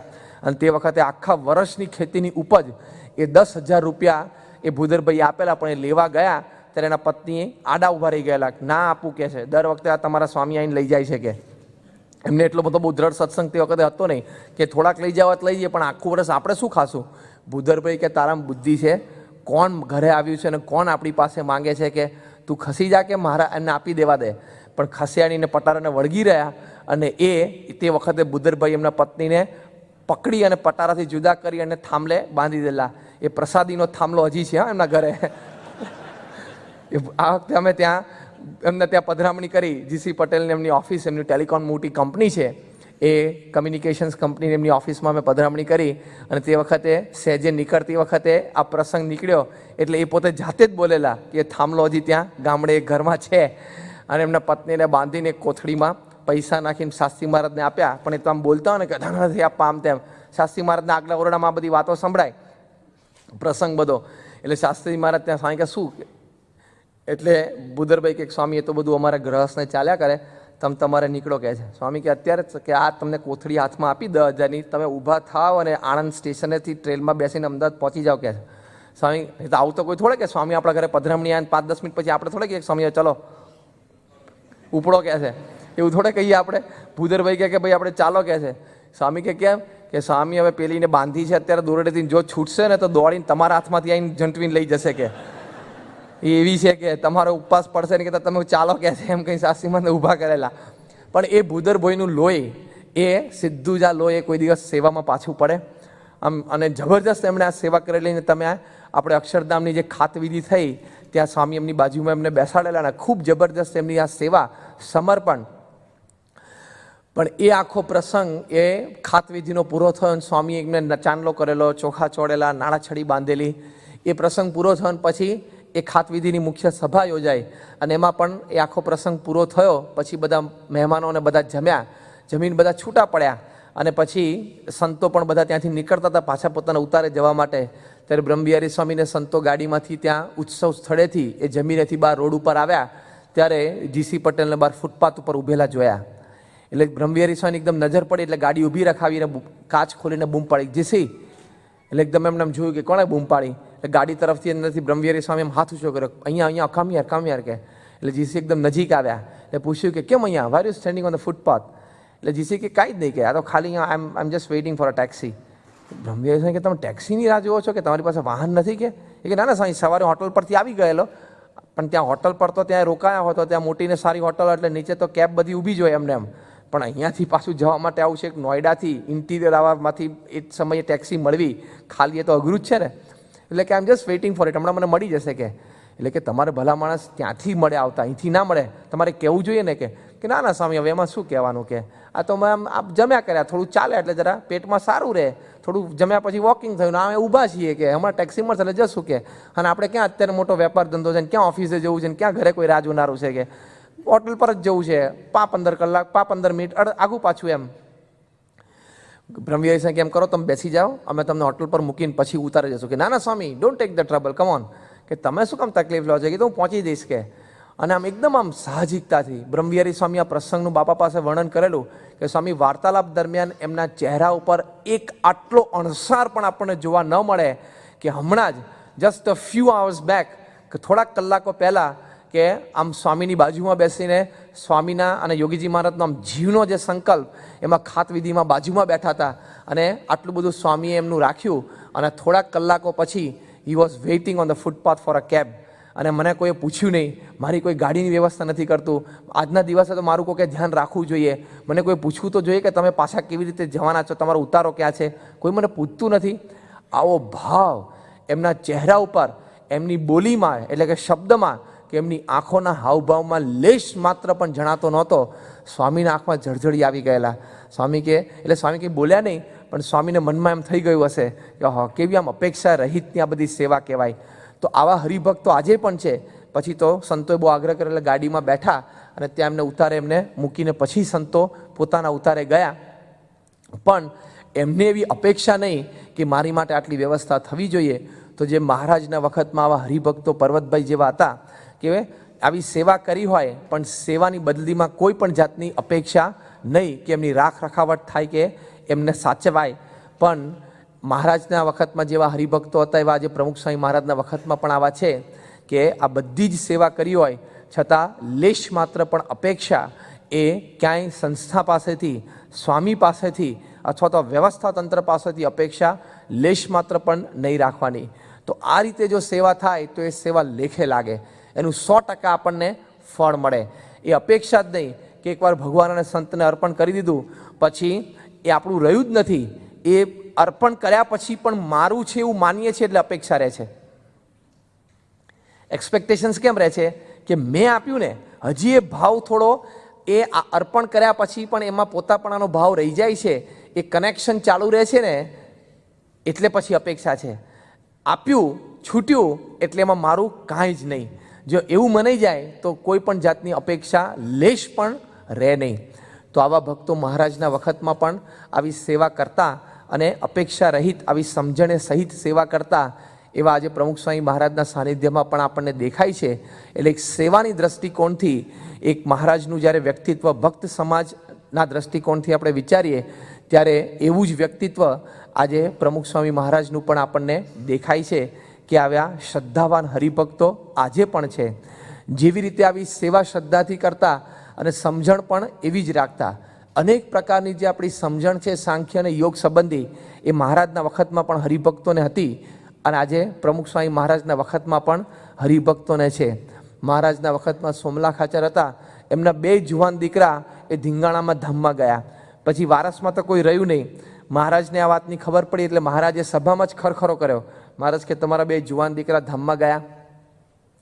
ત્યારે સોમલા ખાચર કે મહારાજ એમાં શું છે બીજું, કે એ તો તમારા હતા અને તમે લઈ લીધા, કે અહીં તો જીવતા લાખના ને મુવા 1.25 લાખના, કે અહીંયા બેઠા હતા ને આપને કથા વાર્તા દર્શનથી સુખ આવતું, હવે દેહ પડી ગયો તો આપના ધામમાં બેઠા છે, ત્યાં પણ આપની મૂર્તિનું સુખ છે જ, એટલે તો કાંઈ ફેર પડ્યો નથી. મારા કરતાં તો એ ભાગ્યશાળી કહેવાય કે વહેલા ધામમાં બેસી ગયા. કેવી સમજણ! હવે આવી સમજણ વ્યક્ત કરે તો સામે કંઈ બોલવાનું રહે? આવી સમજણ જો વ્યક્ત કરે ભક્ત, તો પછી આમને તો કંઈ આશ્વાસન આપવાનું રહે જ નહીં, કંઈ ખરખરો વ્યક્ત કરવાનો રહે જ નહીં. મહારાજ તો આમ જોઈ રહ્યા હશે, બીજું તો શું કર્યું હશે, આપણે ખાલી આ તો અંદાજથી કહી શકીએ કે આમ જોઈ રહ્યા હશે, આમ કે હવે આમને તો બીજું કંઈ કહેવાનું રહ્યું નહીં. પણ એ રાજીપો પણ એવો વરસ્યો હશે કે આવી સમજણ. આપણે ત્યાં નવસારી પાસે સરઈ ગામ છે, ત્યાં આપણા હરિભક્ત છે મગનભાઈ, તો શ્રીખંડ બનાવે છે, ઘણા બધા પ્રકારનો શ્રીખંડ બનાવે છે. એ પછી પેલા કોથમીરનો શ્રીખંડ બને છે, આદુનો શ્રીખંડ બને. હા, એ તમારે ભર શિયાળામાં ઠંડીમાં ધ્રુજતા પણ તમે આઈસ્ક્રીમ પેલો શ્રીખંડ ખાઈ શકો. હા, કારણ કે આદુનો હોય ને એટલે ઇફેક્ટ ના કરે, શરદી વધારે નહીં, એટલે ખાઈ શકાય. દમવાળા હોય એથી ખાઈ શકે, એટલે ચિંતા નહીં. એટલે એવો આદુનો શ્રીખંડ પણ એ લોકો બનાવતા હોય છે. પણ આવા અનેક પ્રકારના શ્રીખંડ, અને દર વખતે અન્નકૂટમાં થોડા દિવસો પહેલાં એમની વેન નીકળે ઘરેથી, મારુતિ વેન, અને એમાં શ્રીખંડ ભરીને છેક ભાદરા સુધી બધા જ મંદિરમાં અન્નકૂટના દિવસે એમનો શ્રીખંડ ધરાવાય છે. અને એમના ઘરમાં પુરુષો અને મહિલાઓ બધા સવારથી ઉઠીને શ્રીખંડ બનાવવા માંડે, કારણ કે પછી ફોર્મ્યુલા બહાર જાય નહીં, એટલે બહુ પાછા કારીગરો રાખ્યા નથી, નહીં તો ફોર્મ્યુલાની બહાર જતી રહે, કોક વળી મોટા પાયા ઉપર પ્રોડક્શન ચાલુ કરીને એક્સપોર્ટ ચાલુ કરી દે. એટલે આ અમે 93ની સાલમાં પાર્ષદમાં ભગતમાં એ બાજુ વિચરણમાં હતા, ત્યારે એમના ઘરે પધરામણી પણ કરેલી, એમને બધા બતાવેલા. તે બધા 15, 17, 20 જાતના આઈસ્ક્રીમ પેલા શ્રીખંડ હતા. પણ એ એવા નિષ્ઠાવાન હરિભક્ત કે એ એમના દીકરાની દીકરીને એ ત્યાં સ્વામિનારાયણ વિદ્યાપીઠ કરમસદમાં એડમિશન લઈ લીધેલું, અને ત્યાં સેશન એટલે કે ટર્મ શરૂ થતી હતી, એ મૂકવા માટે જતા હતા. અને ત્યાં હાઈવે ઉપર જબરજસ્ત હેડ ઓન કોલિઝન ત્યાં એક્સિડન્ટ થયો. તે મગનભાઈ અને એમના નાની દીકરી એટલે કે દીકરાની દીકરી, એમની ગ્રેન્ડ ડોટર, એ કંઈક એની 7-8 વર્ષ 9 વર્ષની ઉંમર હશે, એ બંને જણા જીવ્યા. અને મગનભાઈના દીકરા અને દીકરાની વહુ એટલે કે આ નાની દીકરી જે ગ્રેન્ડ ડોટર હતી, એના મા બાપ, એ બંને જણા ઓન ધ સ્પોટ ત્યાં એક્સિડન્ટમાં ધામમાં ગયા. મગનભાઈ તો ઘણા બધા સ્વસ્થ હતા, નાનું બાળક હોય તો આમ જરા હિપતાઈ જાય, પણ મગનભાઈ એકદમ સ્થિર રહ્યા, બધી વ્યવસ્થા કરી, બાજુમાં બોચાસણ ગામમાં એમાં સંતોને જાણ કરી, અને પછી પોતાના ગામ પાછા ગયા. બીજા વાહનની વ્યવસ્થા સંતો એને બધા કરી આપી, અને પોલીસ ક્લિયરન્સને આ તે પોસ્ટમોર્ટમને બધું વહેલું પતાવ્યું આણંદથી, અને બધા પાછા ત્યાં ગામ પહોંચી ગયા, અને બધી વિધિ પણ બધી પૂરી કરી દીધી. બધા સંતો ત્યાં નવસારીથી બધેથી ગયા, અને ઘણા સંતોનો ફોન આવ્યો, કારણ કે એ હરિભક્ત સાથે ઘણા બધા સંતો સાથે એમને પરિચય, બધા મંદિરોની એમની સેવા કરી, એટલે બધા સંતો ઓળખતા હોય. પણ બધાને એક જ વાત કરે કે સ્વામી એમાં શું આપણે ખરખરો કરવાનો, મને તો દુઃખ જ નથી, એ તો મહારાજના ધામમાં જ બેઠા છે, આપણે તો સત્સંગી છીએ અને મહારાજનો આશરો છે, એટલે બીજું કંઈ આપણું થાય જ નહીં. પણ મારા કરતાં મારા દીકરા અને મારા દીકરાની વહુ બંને ભાગ્યશાળી કહેવાય કે બંને જણા વહેલા ધામમાં બેસી ગયા. એટલે તો આપણે તો જીવતા લાખના ને મુવા 1.25 લાખના. સંતો કંઈ વાત કરી પહેલાં તો મગનભાઈ કથા ચાલુ કરી દે, અને એક આંસુ એમના આંખમાંથી પડ્યું નથી. અને સ્વામીને આવીને વાત કરી બોચાસન કે ગુરુ પૂનમની રસોઈ આપી છે મારે, અને ગુરુ પૂનમની બોચાસનમાં એમને 3-1 વર્ષ કદાચ થયા હશે, 3-1 વર્ષ પહેલાં એમને રસોઈ આપી, અને ગુરુ પૂનમની સભા છૂટી, જાતે સાકર વેચવા ઉભા રહ્યા. કોઈ પૂછે કે મગનભાઈ શેની સાકર, કે દીકરો ને દીકરાની વહુ બે ધામમાં બેઠા એની સાકર, કે જમો. અને આમ કેફથી ને ઉત્સાહથી વાત કરતાં કરતાં સાકર વેચે જાતે. અને 2 યુવકો ગામમાંથી પકડી લાવેલા સેવામાં જોડે લઈ આવેલા, એ બંને જણા તાંસ બધા સાથે, એક તાંસ પૂરું થાય બીજું હાથમાં આપે, પકડી રાખે, ભારે હોય ત્યાં સુધી, હલકું થાય એટલે જાતે પકડીને બધાને સાકર આપ્યા કરે. પણ આવી સમજણ. અને એ વખતે કે સ્વામી પાસે એવો દાવો નહીં કે સ્વામી આવું કેમ થયું. ઘણા તો દાવો માંડે છે કે સ્વામી અમે આટલી સેવા કરી, આટલો સત્સંગ કરીએ છીએ, રવિ સભામાં આવીએ છીએ, અને મારો જુવાન દીકરો એક કાર એક્સિડન્ટમાં ધામમાં ગયો, અથવા તો મારી દીકરી છે સાસરેથી પાછી આવી. હવે તો લખણો તો આવે ખરી પાછી, પણ હવે સમજણ આપણી ના હોય એવી. અને એ વખતે આપણને એમ થઈ જાય, હવે દીકરાનું આવરદા આવી રહ્યું હોય, એની આવરદા પૂરી થઈ ગઈ હોય તો એ ધામમાં જાય. સ્વામી કહેતા હોય છે કે ભાઈ આવરદા એ પૂરી થઈ ગઈ તો જતા હોય ધામમાં. પણ આપણે દાવો મંડાઈ જાય છે ભગવાન અને સંત પાસે, આવું કેમ થયું. અમારે ત્યાં રાજકોટમાં એક હરિભક્તનો એક વખત અમને ફોન આવ્યો, અને મને કે સ્વામી એ હું ધર્માદો નિયમિત કાઢું છું. એટલે મેં કહ્યું બરાબર છે, આપનો ધર્માદો તો બહુ નિયમિત છે, અમે જોઈએ છે. તો કે 10 નિયમિત કાઢું છું, બાકીનું જે ધન રહ્યું એ શુદ્ધ થઈ ગયું કહેવાય. મેં કહ્યું આ બરાબર, તો મહારાજની આજ્ઞાથી તમે સેવા કરી દે એટલે બાકીનું ધન શુદ્ધ, મારા હકનું થઈ ગયું કહેવાય. મેં કહ્યું આ બરાબર છે, એ તમારા હકનું થયું કહેવાય. આ 2 પ્રશ્નોના હજી તો ઉત્તર પૂરા થયા, બીજા પ્રશ્નો ત્યાં તો એને પોઈન્ટ બ્લેન્ક રેન્જ ઉપર ફાયર કર્યું. તો પછી મારા ઘરે ચોરી શું કામ થઈ? બાકીનું ધન જો શુદ્ધ થઈ ગયું હોય, પવિત્ર, અને મારા હકનું થઈ ગયું હોય, તો મારા ઘરે ચોરી શું કામ થઈ? બોલો, આવો દાવો મંડાઈ જાય છે કે નહીં? એટલે વળી મેં હસતા કીધું કે ચોરી, આટલી બધી સેવા કર્યા પછી પણ કંઈ અજુગતું બને, એમાં સમજણ કેવી રહે છે એ ચકાસવા માટે પણ મહારાજે આ કરાવડાવ્યું હોય, કરતા હરતા તો મહારાજ છે. આપણે બધી રીતે સાચા હોય છતાં દુઃખ મૂકે, કોઈ પણ રીતે આપણે દુઃખને લાયક ન હોઈએ છતાં પણ એ આપણની આપણી સમજણને આપણો સત્સંગ ચેક કરવા માટે દુઃખ મૂકે. કારણ કે આમની પાસે આપણને આપણો સત્સંગને આપણી નિષ્ઠા ચેક કરવા માટે એક જ ટૂલ છે. He has only one tool to check our satsang. કયું ટૂલ છે? દુઃખ મૂકવું. એ તમને વ્યવહારમાં કે સત્સંગમાં કે દેહમાં ક્યાંક દુઃખ મૂકે એ વખતે તમારી સમજણ કેવી રહે છે? તમે આમ ત્રાજવું માંડો છો કે જો હું સેવા કરું છું, હું સત્સંગ કરું છું, ઘર સભા કરું છું, રવિ સભા કરું છું, ઉત્સવ સમયે સ્પોન્સર કરું છું, ધોતિયા ઉડાડું છું, આ બધું કરું છું, તો મેં આમ ખોટું તો કંઈ કર્યું નથી, આમ કંઈ શ્રદ્ધાથી બે પતિ પત્ની આમ આવીને બે વિચારે બે ગણે તો કે આ ગણી લિસ્ટ માંડીને મહારાજ પાસે કંઈ કોર્ટમાં દાવો કરવાનો છે કે જો આ લિસ્ટ તમારું આટલું કરી દઈને આવું કેમ થયું? એ તો મહારાજે પ્રથમ 61માં લખ્યું છે કે પોતાના ભક્તની કસોટી કરવા માટે એ દુઃખને મૂકે પણ ખરા, અને પછી એ શાંતિથી બેસીને જોવે કે હવે કેમ વર્તે છે આને. I don't know exactly if he enjoys that or not, પણ એટલા માટે કે હી ચેક્સ કે આનો સત્સંગ કેવો છે. અને મહારાજે લખ્યું જો એમાં પણ એની ભક્તિ દિન પ્રતિદિન વધતી જાય અને રતિવા સરસ થાય તો ભગવાન અને સંત એને વશ થઈ જાય. પણ આવું હોય છે, આવો દાવો માંડીએ પછી પેલા હરિભક્ત કે સ્વામી તો હું ફેલ ને. મેં કહું હવે એ તો તમારે વિચારવાનું. એ તો હસતા હસતા કહેતા હતા આમ તો સમજણવાળા સારા હરિભક્ત છે, પણ આમ સહેજે આ વાત કરતા હતા. પણ જો આવું ઘણી વખત થઈ જાય એટલે એવી સમજણ મહારાજના વખતમાં જેવી હરિભક્તોને હતી એવી આપણને આજે દેખાય છે. ત્યારે આવા હરિભક્તો, એવી જ અંતરદ્રષ્ટિ એ હરિભક્તોને રહેતી એવી આજે પણ રહે છે.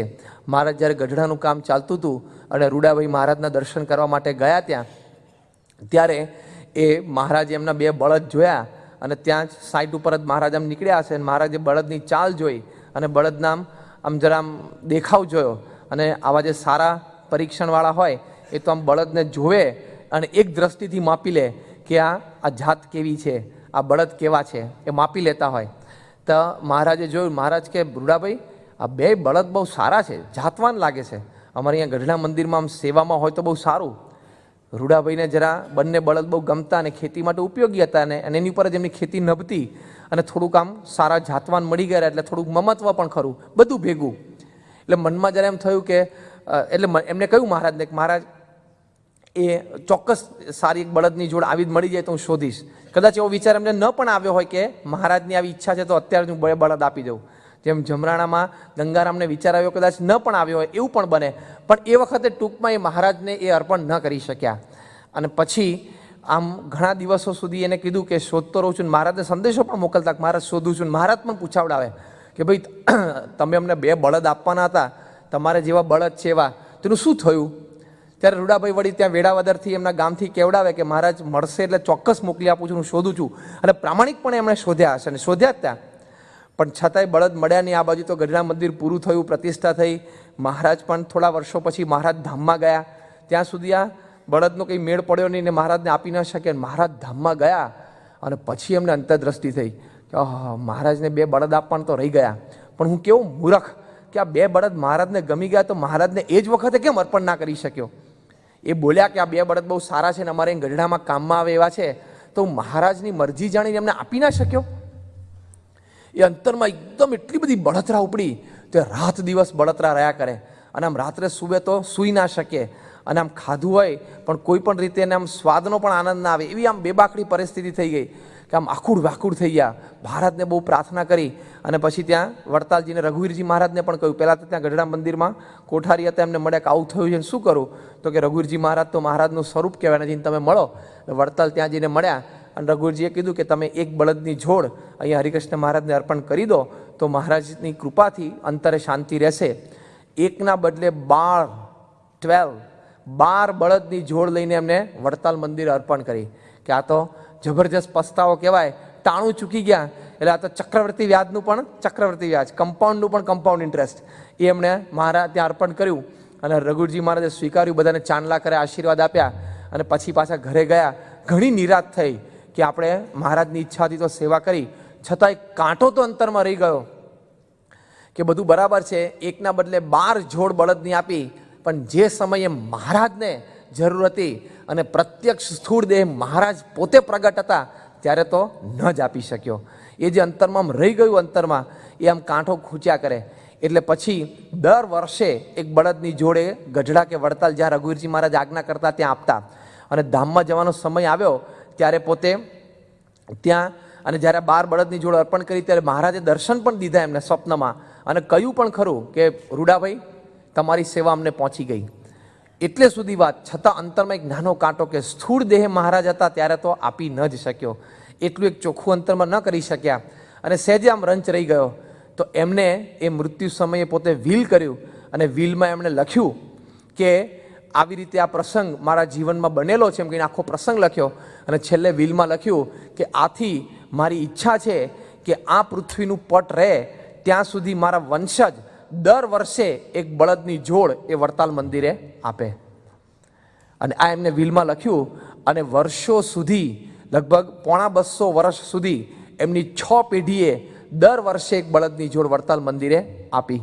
અને પછી તો આ 6ઠ્ઠી પેઢીએ બધો અક્ષર પુરુષોત્તમનો સત્સંગ થયો, આપણા સંતોનું બધું વિચરણ એ ગામમાં થતું, અને એ બધો સત્સંગ થયો. તો 1992માં બ્રહ્મ સ્વરૂપ યોગીજી મહારાજના શતાબ્દી મહોત્સવ વખતે એમના વંશજોને એમ થયું કે આપણે આ વર્ષની બળદની જોડ 6ઠ્ઠી પેઢી 6th જનરેશન સામે શ્રીજી મહારાજની પણ 5મી જનરેશન પ્રમુખ સાંઈ મહારાજ, એટલે કે એમને આપણે અર્પણ કરીએ તો આ આમ મહારાજના અખંડ ધારક સંત છે, અને એમને અર્પણ કરીએ.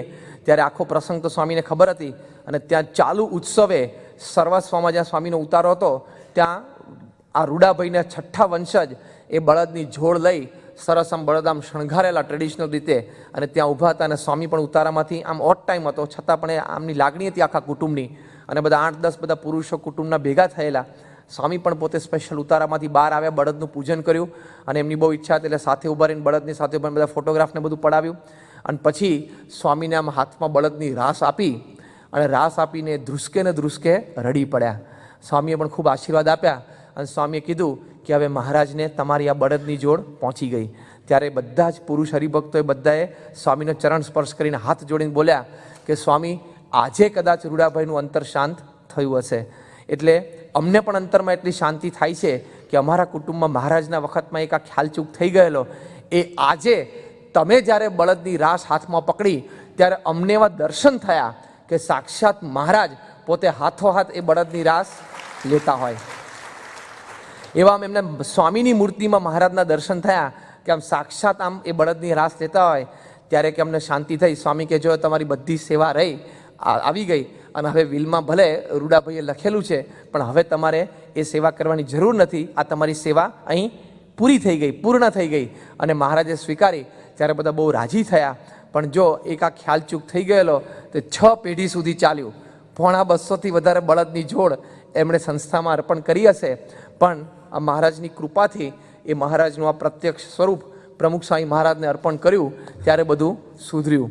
પણ આવો પસ્તાવો અંતરમાં રહી જતો હોય, પણ આવા હરિભક્ત બરે ખ્યાલચૂક તો થઈ ગયો એ તો કદાચ કોઈનાથી પણ થાય, પણ એ રૂડાભાઈની કેવી મોટપ કહેવાય, કેવી આધ્યાત્મિકતા કહેવાય કે આવી અંતરદ્રષ્ટિ એમને અંતરમાં થઈ, અને એ અંતરદ્રષ્ટિ થઈ તો એ સેવા પણ કરી. ભૂલ તો થઈ જાય, આ માર્ગ એવો છે કદાચ ખ્યાલચૂક થઈ પણ જાય સેવા ભક્તિમાં, બધી રીતે આપણે મરજી ન પણ સમજી શકીએ, પણ પાછળથી અંતરદ્રષ્ટિ થાય એ પણ જબરજસ્ત એક આધ્યાત્મિક સ્થિતિ કહેવાય. અને અંતરદ્રષ્ટિ થયા પછી એ પ્રમાણે સ્થૂળ રીતે વર્તી શકે એ પણ બહુ જ મોટી સમજણ કહેવાય. પણ આવા ભક્તો મહારાજના વખતમાં હતા કે આવી અંતરદ્રષ્ટિ કરી શકતા, અને અંતરદ્રષ્ટિ કર્યા પછી આવી સેવા કરી શકતા.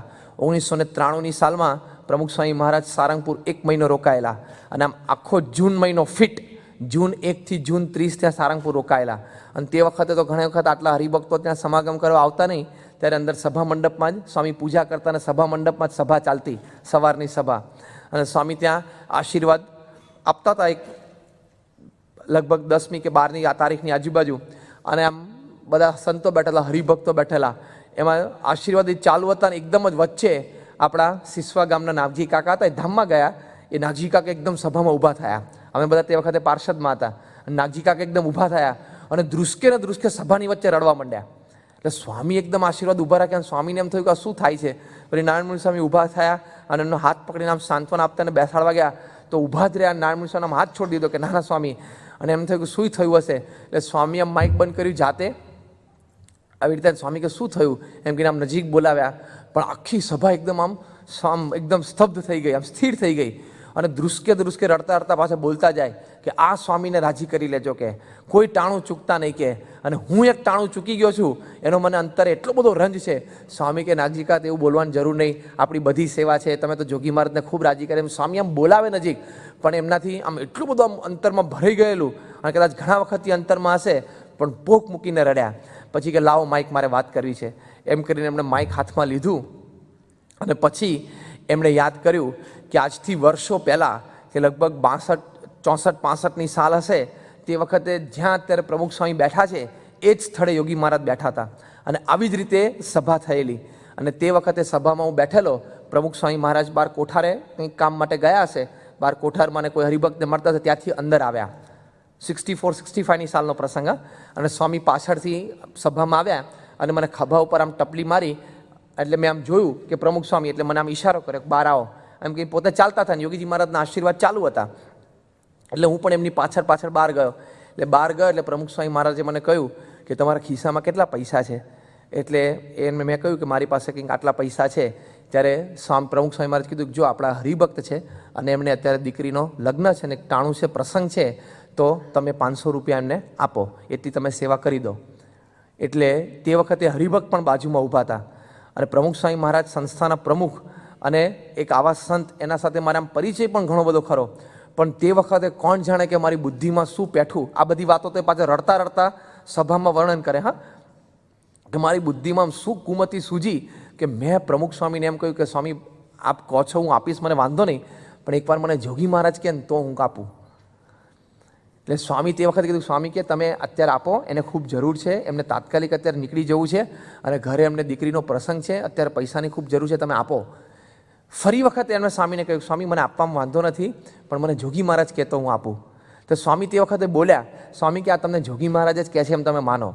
એ કે સ્વામી એમ નહીં, જોગી મહારાજ કહે તો આપું. આવું મેં મોઢામોઢ આ પ્રમુખ સ્વામીને કહેલું. પણ તે વખતે મારા પ્રત્યે કોઈ પણ કુભાવ એમના ચહેરા ઉપર ન જણાયો.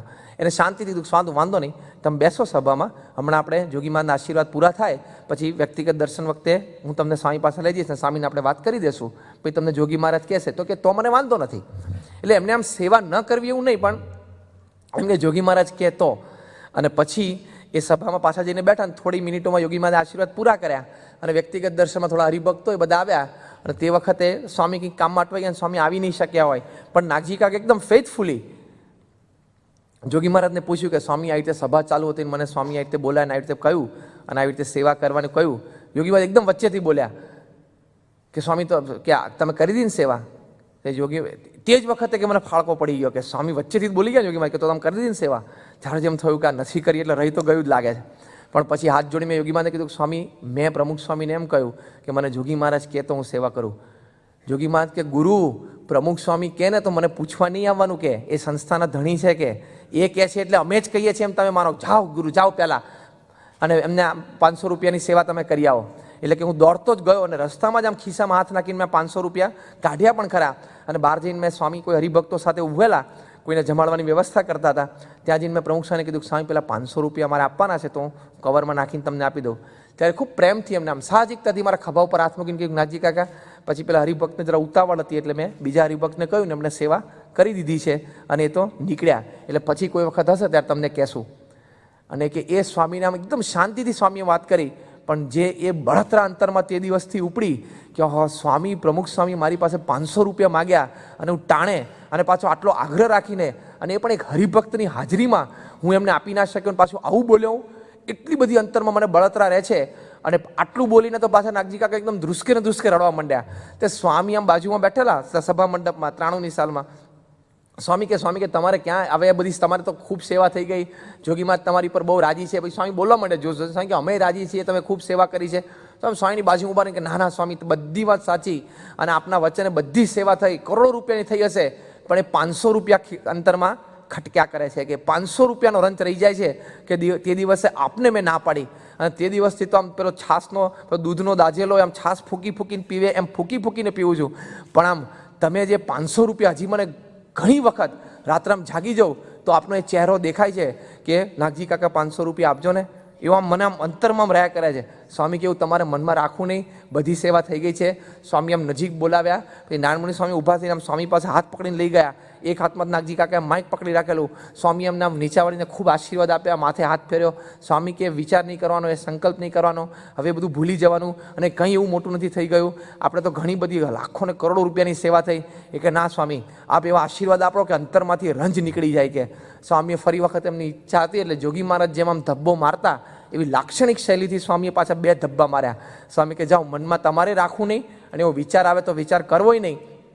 અને સ્વામી કે આશીર્વાદ છે, જોગી મહારાજને સંભાળીને તમને આશીર્વાદ આપીએ છીએ કે હવે મનમાં એવા વિચાર રહેશે નહીં. પણ એ ધ્રુસકે ને ધ્રુસકે સ્વામીના ખોળામાં માથું મૂકીને રડી પડ્યા. એટલે મહારાજના વખતમાં પણ આવા એકદમ પ્રામાણિક અંતરથી ફેથફુલ આવા હરિભક્તો હતા કે કદાચ ખ્યાલચૂક તો થઈ જાય, આપણે સમજીએ છીએ, પણ એવી અંતરદ્રષ્ટિ રહેતી.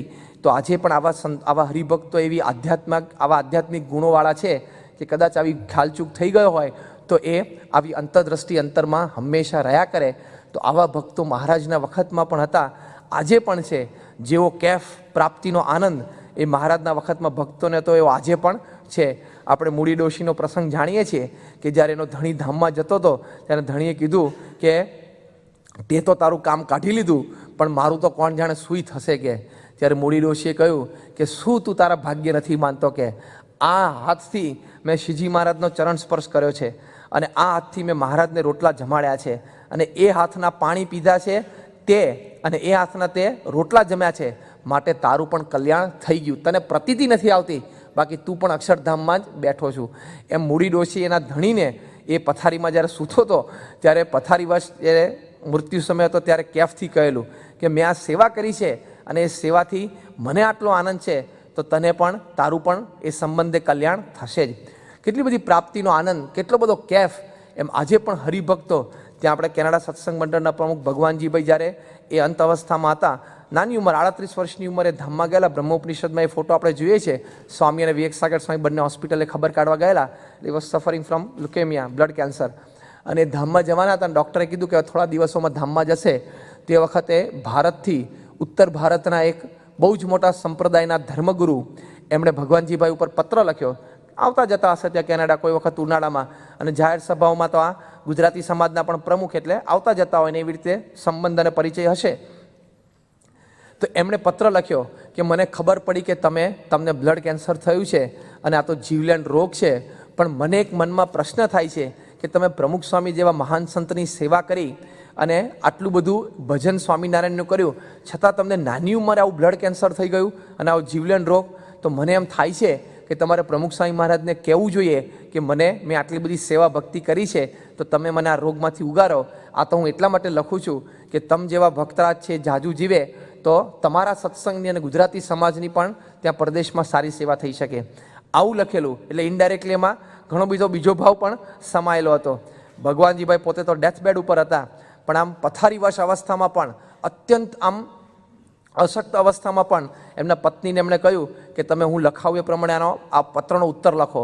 અને એ પોતે બોલતા જાય અને બાજુમાં એમના પત્ની છે પત્ર લખતા જાય અને એમને લખાવ્યું કે તમે લખો કે આ હાથથી મેં પ્રમુખ સ્વામી મહારાજના ચરણ સ્પર્શ કર્યો છે, આ આંખથી મેં પ્રમુખ સ્વામી મહારાજના દર્શન કર્યા છે, આ કાનથી મેં પ્રમુખ સ્વામી મહારાજની વાણી સાંભળી છે, માટે મને તો અંતરમાં કોઈ પણ જાતનો ઉદ્વેગ નથી કે મને શું નાની ઉંમરે કેન્સર થઈ ગયું. દેહ તો ગમે તે રીતે પડે, હું તો અત્યારે અક્ષરધામમાં ભગવાન સ્વામિનારાયણના સાનિધ્યમાં બેઠો છું અને આ દેહ પડશે પછી પણ હું ભગવાનના ધામમાં છું, માટે મને કોઈ જાતનો અફસોસ નથી.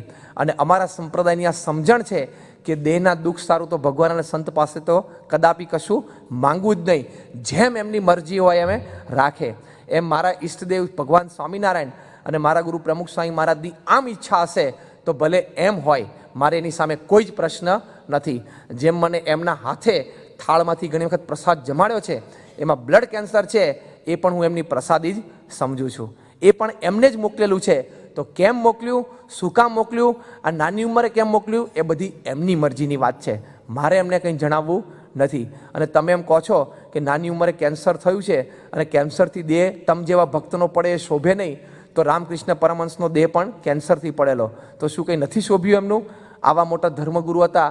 એટલે દેહ પડવાની તો ગમે તે રીત હોય, પણ હું તો ભગવાનના ધામમાં બેઠો છું અને પાછું વચનામૃત કોટ કર્યું કે અમારા ભગવાન સ્વામિનારાયણ લખ્યું છે કે દેહ તો ભગવાનનો ભક્તનો ગમે તે રીતે પડે, સર્પ પણ કરડે, વાઘ પણ ખાઈ જાય, પૂરમાં પણ તણાઈ જાય, પણ ભગવાનનો ભક્ત છે તો એ ભગવાનના ધામમાં જશે.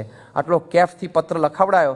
અને એ આપણો જે સત્સંગ પુસ્તક છે અથવા તો પેલું અંગ્રેજી પુસ્તક છે પ્રગટ બ્રહ્મ સ્વરૂપ પ્રમુખ સ્વામી મહારાજનું ભાષાંતર, એમાં છેલ્લા પાના ઉપર આખો પત્ર આપણે અક્ષરશ છાપેલો છે. એ વાંચજો એ શબ્દો, ત્યારે આપણને પ્રતીતિ આવે કે કેટલો બધો કેફ અંતરમાં આ હરિભક્તોને હોય છે કે પ્રાપ્તિનો આનંદ કેફ, કારણ કે સમજાણું છે કે સર્વોપરી પ્રાપ્તિ આપણને થઈ છે. એટલે મહારાજના વખતમાં પણ આવી સમજણ હતી. આજે પ્રમુખ સ્વામી મહારાજના સાનિધ્યમાં પણ લાખો હરિભક્તોને આ પ્રાપ્તિનો કેફ અને આ સર્વોપરીપણાની સમજણ રહેલી છે. મહારાજના વખતમાં ત્યાં કંજરી ગામના એક હરિભક્ત હતા લક્ષ્મીદાસ શેઠ, મોટા શેઠ હતા, પણ એમને એકલાને જ સત્સંગ, બીજા કોઈને કંઈ કુટુંબમાં કે આમ એક્સટેન્ડેડ ફેમિલીમાં ક્યાંય સત્સંગ નહીં. અને જ્યારે અંત સમયે 70 વર્ષની ઉંમરે જ્યારે ધામમાં જવાના હતા, થોડી બીમારી થયેલી દેહમાં અને પથારીવશ થઈ ગયેલા, ત્યારે એક દિવસ એમને નરનારાયણ દેવે દર્શન આપ્યા. આમ તેજ ઓરડામાં છવાઈ ગયું. અદ્ભુતાનંદ સ્વામીની વાતોમાં પ્રસંગ લખ્યો છે કે અંતરમાં એકદમ તેજ છવાઈ ગયું. આમ જોયું તો કે આમ ઓહો, કોઈ આમ દેવી આવ્યા હોય, પુરુષો એવું લાગ્યું. તો કે આમ હાથ જોડીને લક્ષ્મીદાસ શેઠે પથારીમાં સૂતા સૂતા પૂછ્યું કે આપ કોણ? ત્યારે એમને કહ્યું કે અમે તો નરનારાયણ દેવ. બોલો શું પધાર્યા? ત્યારે કે તમે આમ હવે તમારો દેહ પડે છે તો અમને ધામમાં લેવા જવા માટે આવ્યા છે. કયા ધામમાં? કે તો કે બદ્રિક આશ્રમમાં જ્યાં અમે રહીએ છીએ. મારે ત્યાં આવીને શું કામ છે? કે લક્ષ્મીદાસ શેઠે નરનારાયણ દેવને પૂછ્યું કે ત્યાં મારે આવીને શું કામ છે? તો કે ત્યાં તો તપ ઘણું થાય અને સાત્વિક જીવન જીવાય. તો કે એની માટે કંઈ મેં સ્વામિનારાયણનું ભજન નથી કર્યું, મારે તો અક્ષરધામમાં જવાનું હોય. એટલે તમે આવ્યા, દર્શન દીધા, તમારો આભાર, પણ હું તમારી સાથે આવી શકીશ નહીં. નરનારાયણ દેવ અદ્રશ્ય થઈ ગયા. બીજા દિવસે શ્રી કૃષ્ણ ભગવાને સ્વયં દર્શન આપ્યા. અદ્ભુતાનંદ સ્વામી એમની વાતોમાં આખો પ્રસંગ લખેલો છે. તે શ્રી કૃષ્ણ ભગવાને દર્શન આપ્યા, મોરલી હતી ને મુકટ હતું, પીછું બધું. એ ઓળખીતો કે ઓહો શ્રી કૃષ્ણદેવ પધારો. પથારીમાંથી બેઠા થયા, કારણ કે મહારાજે કહ્યું છે કે અવતારોમાં એ મોટો અવતાર છે. બેઠા થયા અને યોગ્ય સન્માન આપ્યું કે આપ બિરાજો. શું પધાર્યા? કે તમને ધામમાં લેવા માટે. તો કે ક્યાં? તો કે ગૌલોક ધામમાં. ત્યાં કે મારે ગાયને વાછરા જોડે રમીને શું કામ છે? લક્ષ્મીદાસ સર ત્યાં મારે ગાય વાછરા જોડે શું રમવાનું? કે હું તો નિર્વાસનિક થયું છું. કેટલો બધો કોન્ફિડન્સ કે મેં તો સ્વામિનારાયણનું ભજન કર્યું છે અને મારા ઈષ્ટદેવ સ્વામિનારાયણના આશીર્વાદથી તો હું નિર્વાસનિક થયું છું. કે હું તો અક્ષરધામ સિવાય બીજે ક્યાંય જઉં નહીં અને મારા સ્વામિનારાયણ લેવા આવે પછી હું દેહ છોડું અને બીજા કોઈ ધામમાં અમને ફાવે નહીં, ગમે નહીં અને અમે જઈએ નહીં. કેટલો કેફથી બોલ્યા છે લક્ષ્મીદાસ શેઠ. અને પછી શ્રી કૃષ્ણ ભગવાન તો આમ દર્શન આપીને અંતર્ધાન થઈ, એટલે અદ્રશ્ય થઈ ગયા. પછી ત્રીજા દિવસે માણકી ઘોડી ઉપર મહારાજના દર્શન થયા. સફાળા બેઠા થઈ ગયા. લક્ષ્મી ઓહો મહારાજ આપ પધાર્યા. મહારાજ કે ચાલો શેઠ, ધામમાં લેવા માટે આવ્યા છીએ. કે મહારાજ તૈયાર જ બેઠા છીએ, બીજું કંઈ છે જ નહીં. આ લોકની ઈચ્છા આપના ધામમાં આપની પાસે બેસવું છે. આ લોકમાં આપના સિવાય અમારા અંતરમાં કંઈ હતું નહીં અને પછી એ આપના ધામમાં જ બેસવું છે. કે ચાલો. મહારાજ કે ચાલો ભક્ત. ત્યારે પણ લક્ષ્મીદાસે કે મહારાજ 1 મિનિટ, મારે તમને એક પ્રશ્ન પૂછવો છે. મહારાજ કે તમ જેવા ભક્તને અમે લેવા આવીએ અંત સમયે કોઈ પ્રશ્ન રહે? કે મહારાજ બીજો તો કોઈ પ્રશ્ન નથી, કારણ કે લોકની તો કોઈ આસક્તિ નથી મારે, પણ મારે તમને એ પૂછવું છે કે ગઈકાલે પરમ દિવસે તમે મોકલેલા કોને? આ ગઈકાલે પરમ દિવસે તમે મોકલ્યા હતા કોને? મહારાજ કે શું થયું? તો કે આવી રીતે નરનારાયણ દેવ આવેલા પછી આવી રીતે શ્રી કૃષ્ણ નારાયણ આવેલા, આવું પૂછતા હતા મને, અને મને તો ધામમાં લેવા માટે આવેલા. મહારાજ કે તમે શું કહ્યું? કે મહારાજ મેં તો કહ્યું મને ના ફાવે તમારા લોકો જોડે, હું તમારા ધામમાં ના રહી શકું. કે હું તો નિર્વાસનિક થયું, સ્વામિનારાયણ લેવા આવે પછી હું અક્ષરધામમાં જોઉં, એમને ના જાઉં. ત્યારે મહારાજ એકદમ આમ મંદ મંદ સ્મિત કરતા હસ્યા કે મહારાજ તમે કેમ આવા પ્રસંગ ઊભા કરે? મહારાજ કે આ તો તમારી કસોટી કરવા માટે. કે મહારાજ અમારી કસોટી તો શું હોય, આપની ઈચ્છા હતી ને આપણે કસોટી કરી, પણ અમારા અંતરમાં તો આપના સિવાય ક્યાં કંઈ છે જ. મહારાજ કે ભક્ત અમે પણ જાણીએ છીએ શેઠ કે તમારા અંતરમાં અમારા સિવાય કાંઈ નથી. પણ પછી મહારાજ બોલ્યા, હા બહુ જ સરસ વાક્ય મહારાજ બોલ્યા. મહારાજ કે યુગો સુધી હરિભક્તોને કેવી સમજણથી અમારો આશરો કરવો એ વાતની પ્રતીતિ બેસે, એટલે અમે આ પ્રસંગ તમારા જીવનમાં ઊભો કર્યો છે. યુગો સુધી હરિભક્તોએ કઈ સમજણથી અમારો આશરો કરવો, કેવી સર્વોપરીપણાની સમજણ કેળવવી, એટલે અમે તમારા જીવનમાં પ્રસંગ ઊભો કર્યો છે. તે તમારા પ્રસંગથી યુગો સુધી હરિભક્તોને સમજણની શુદ્ધિ થશે. તો જો આજે આટલા વર્ષો પછી આપણે આ પ્રસંગથી આપણે પણ ઘણી બધી શુદ્ધિ આપણી સમજણની કરી શકીએ કે આવી સર્વોપરીપણાની સમજણ. આજે પણ એવા હરિભક્તો છે જે અમદાવાદમાં મણિનગર વિસ્તારમાં આપણા એક હરિભક્ત છે ભાસ્કરભાઈ, અને એમના કુટુંબમાં બધી જ રીતે દુઃખ ઊભું થયેલું. એક તો પોતે નાણાકીય રીતે એકદમ ધંધામાં ખેંચાઈ ગયેલા, એટલે ઘણું બધું દેવું થઈ ગયેલું. આ તો લગભગ 12-15 વર્ષ પહેલાંનો પ્રસંગ છે, અને એ વખતે એમને 7-8 લાખ રૂપિયાનું દેવું થઈ ગયેલું. વળી લગ્ન થયા ઘણી વખત 8-10 વર્ષ થઈ ગયેલા, પણ કોઈ સંતાન નહીં. અને આ બાજુ એમના માતૃશ્રી અને એમના પત્ની એ બંને જણા ગાયત્રીની પૂજા અને ગાયત્રીની ઉપાસના કરે, એટલે ગાયત્રી માતા પાસે એમને દર્શન આપે. વળી કોઈક વખત કોઈ મેલી દેવી પણ એમને દર્શન આપી અને બધી વાતો કરે. એમના વૃદ્ધ પિતા હતા, એમને બાળક ભૂત દેખાય અને ઘરમાં પાછું ભૂત થાય. હવે આ માણસને કેટલું દુઃખ! એક તો આર્થિક રીતે બિચારાને તકલીફ, સગાવાલા બધા પૂછપૂછ કરે, અને પાછું 8-10 વર્ષ લગ્ન થયા, કોઈ સંતાન નહીં. એટલે પાછા આમાં તો આ બધી રીત એવી છે ને કે આમાં સગાવાલાને વધારે ચિંતા હોય બે માણસ કરતા, પતિ પત્ની કરતા ને સગાવાળાને બધાને વધારે ચિંતા. હવે મૂકને તારે હમણાં છોકરા થશે, તારે સાચવવાના છે, તારે એના ભરણ પોષણ કરવાનું છે. લોકો બહુ ચિંતા કરતા કે તમારે કંઈ છે નહીં, એમ નહીં તો નથી, તો પણ તારે પછી ભવિષ્યમાં થાય તો તારે ભરણ પોષણ કરવાનું છે. પૂછપૂછ એ લોકો વધારે દોઢા થતા હોય છે આમાં તો. એટલે પાછું સગાવાળા તરફથી પાછું એ સાચવવાનું. પાછું ઘરે એક જ સત્સંગી નિષ્ઠાવાન અને મહારાજ સ્વામીની મૂર્તિ રાખેલી, પણ એના પત્નીનું એટલું જોર કે ઘર મંદિરમાં તો અક્ષર પુરુષોત્તમની પ્રમુખ સ્વામીની મૂર્તિ રાખી ના શક્યા. ઘર મંદિરમાં મૂકેલા કાઢીને બહાર સીધી એ બિચારા આમ દિવાલ ઉપર લટકાયેલી, પણ ખરેખરા ભક્તરાજ. હવે એની પત્નીને પેલી મેલી દેવી છે એ દર્શન આપે ને તો કે તારા ધણી જો ઘરમાંથી સ્વામિનારાયણ અને પ્રમુખ સ્વામીનો ફોટો કાઢી નાખે ને તો તને દીકરો આપું, અને ધનનો ઢગલો દેખાડે કે આટલું ધન તને આપું. એટલે એના પત્ની રોજ કજ્યો કરે. પેલો બિચારો એક તો બહારથી થાકીને આવ્યો હોય અને બહારથી કંટાળીને આવ્યો હોય, એમાંથી ઘરેથી પાછી ઉપાધિ. માણસ બહાર ઓછો હારે, પણ જો અંદર તકલીફ હોય તો વહેલો હારી અંદર જાય. હા, કારણ કે રાત દિવસ ભેગું રહેવાનું હોય ને. પણ આવા સમયે સપોર્ટ કરવાના બદલે પછી આવું પ્રસંગ ઊભો થયો. એટલે એક કજ્યો. એના વૃદ્ધ પિતા હતા, એ વિધુર હતા, એના વૃદ્ધ પિતા હતા, એમને પણ પાછા પેલો ભૂત જ્યારે જ્યારે દેખાય ને ત્યારે ભૂત કે આ પ્રમુખ સ્વામીનો ફોટો ઘરમાંથી કાઢી નાખો તો હું તમને દીકરો આપું. અને પાછા એના પિતા કે મને તો ભૂતે દર્શન દઈને આવું કીધું છે, અને તારે કોઈ દીકરો નથી તો દીકરો થશે. ભાસ્કરભાઈ કે જો પપ્પા તમે સમજો કે ભૂત દીકરો આપે ભૂત જેવો જ આપે, એ કંઈ થોડે દેવી દીકરો આપવાનો છે, એ ભૂત જ આપે. અને આપણે જે કંઈ દુઃખ છે એ મારા ઈષ્ટદેવ સ્વામિનારાયણનું મોકલેલું છે. એ કે આ દેવી દર્શન દઈને તારી માને અને તારા વહુને બેયને કહે છે, એ કે જે દર્શન દેતા હોય ને જે કરતા હોય એ જે દર્શન દે છે મારી સામે આવીને વાત કરે કે મને કે તારે જોઈએ છે કે નહીં, હું એને જવાબ આપીશ કે. અને પછી એના પત્નીને કીધું કે હવે તારા ગાયત્રી દેવ કે બીજા કોઈ દેવી તને દર્શન આપે ને તો કહેજે કે મારા ધણી છે ભાસ્કરભાઈ, એની સાથે તમે વાત કરો, એને કહેજો કે મારી સાથે વાત કરે, એટલે હું કહીશ કે કેમ વાત થાય એની સાથે. અને પિતાજીને કીધું કે ભૂત તમને દર્શન આપે ને અને ભૂત દેખાય ને તો ભૂતને કહેજો કે મારી જોડે વાત કરે કે કેફથી. એ કે ભૂતે તો કીધું છે કે હું જોઉં છું કે તારા દીકરાને કેવો દીકરો થાય છે કે, અને ભૂલથી દીકરો થાય ને તને મારી નાખું ગળું દાબીને. એટલે ભાસ્કરભાઈ એના પિતાને કીધું કે હવે ફરી વખતે બોલે ને મારી સામે મને તો થાય તો હું કહીશ જ, પણ કદાચ મારી પાસે જ નહીં આવે, કારણ કે અમે અક્ષર પુરુષોત્તમની કંઠી પહેરી છે એટલે હિંમત નહીં ચાલે. પણ તમને ફરી વખત આવું કહે તો તમે કહેજો કે તારાથી થાય એ કરી લે, તારે જેટલું મારું બગાડવું એટલું બગાડજે. આ દુઃખ તો મારા ગુરુ પ્રમુખ સ્વામીએ મૂકેલું છે, એમની ઈચ્છાથી આવેલું છે, અને એમની ઈચ્છા હશે ત્યાં સુધી રહેશે. કદાચ દેહના છેલ્લા શ્વાસ સુધી આમને આમ રહે ને તો મને કોઈ ફેર પડતો નથી. બાકી તારા જેવા 1000 ભૂત ભેગા થાય ને તો મારું કશું નહીં કરે, જા થાય એ કરી લેવું કહી દેજો કે. અને તે જો દીકરો આપવાનો હોય તો ના આપતો, અને જો પ્રમુખ સ્વામીની ઈચ્છાથી દીકરો મળશે ને તો તારામાં તાકાત હોય તો મારી જોજે. એટલું આમ કેફથી હો. હવે આ એકલા જ એક બાજુ, સામે આ બધા જ એના પત્ની, એમના માતૃશ્રી, એમના પપ્પા, બધા ત્રણેય એક બાજુ. પણ બધાએ ખૂબ આગ્રહ રાખ્યો. આટલું બધું દુઃખ પણ સત્સંગની સેવા શ્રદ્ધાથી કરે, મંડળ સંચાલક પોતે, અને સત્સંગ સભા પણ સાચવે. હરિભક્તોના વાતની ખબર પડી, એમણે સંતોને વાત કરી. સંતો એમને પૂછ્યું કે આવું છે. એક તો કે સ્વામી ચાલ્યા કરે, હવે ભગવાનની ઈચ્છા કે. અને માથે વાળ એટલું દેવું, બધી તરફથી માણસને ત્રાસ. કોઈ પણ માણસ થાકી જાય, હા, કોઈ પણ માણસ હારી જાય. જ્યારે 2-3 ફ્રન્ટ ઉપર લડતો હોય ત્યારે બધી રીતે હારે. નેપોલિયો આખું આપણો મોટો હિટલર હારી ગયો ને આ બાજુ ઇંગ્લેન્ડ સાથે લડે, આ બાજુ રશિયા જોડે ચાલુ કર્યું ને આ બાજુ ઈસ્ટ સાથે ચાલુ કર્યું તો એ હારી ગયેલો. 2-3 ફ્રન્ટ ઉપર માણસ લડવું પડે એટલે કોઈ પણ માણસ હારે. પણ એકદમ અડીખમ નિષ્ઠાના જોરે ઊભા રહેલા. સંતોએ કીધું તમે સ્વામીને વાત તો કરો. એ કે સ્વામીને શું વાત કરવાની, સ્વામી નથી જાણતા અને સ્વામી અંતર્યામી નથી, સ્વામીને મારા બધા દુઃખની ખબર છે, અને એનાથી આગળ મૂકનાર જ એ છે, એમની ઈચ્છાથી આવ્યું છે, મારે કોઈ ખાનગી કરવી નથી. આ તો હરિભક્તોને ઘણી વખત પગમાં દુખતો હોય ને તો સ્વામી પાસે વ્યક્તિગત દર્શનમાં પગ ઊંચો કરે, સ્વામી અહીં દુખે છે, હાથ ફેરવો, અહીં હાથ ફેરવડાવે છે. એટલે શું પણ, અને સ્વામી આમ નીચા વળે. આપણે તો સંતોએ જોયેલું છે, આમ રોસ્ટ્રમ પરથી આમ આગળ વળે, આમ નીચા વળીને એના પગ ઉપર હાથ ફેરવે. આપણે સમર્થ ને આપણા ગુરુહરિને ચરણ સ્પર્શ કરવા દઈએ ને કરાવીએ. એટલે આ હરિભક્તો સ્વામી બાયપાસ કરવાનો, છાતી પર હાથ ફેરવો ને તો હવે અત્યારે બાયપાસ થયું તો પાછું તું આજીવન થોડી જીવવાનો છું. બાયપાસ પર ધારો કે હાથ ફેર્યો સ્વામીએ, મોટા પુરુષ દયાળુ છે, છાતી પર જ્ઞાના મહારાજને પ્રાર્થના કરશું બાયપાસ સારું થઈ જાય.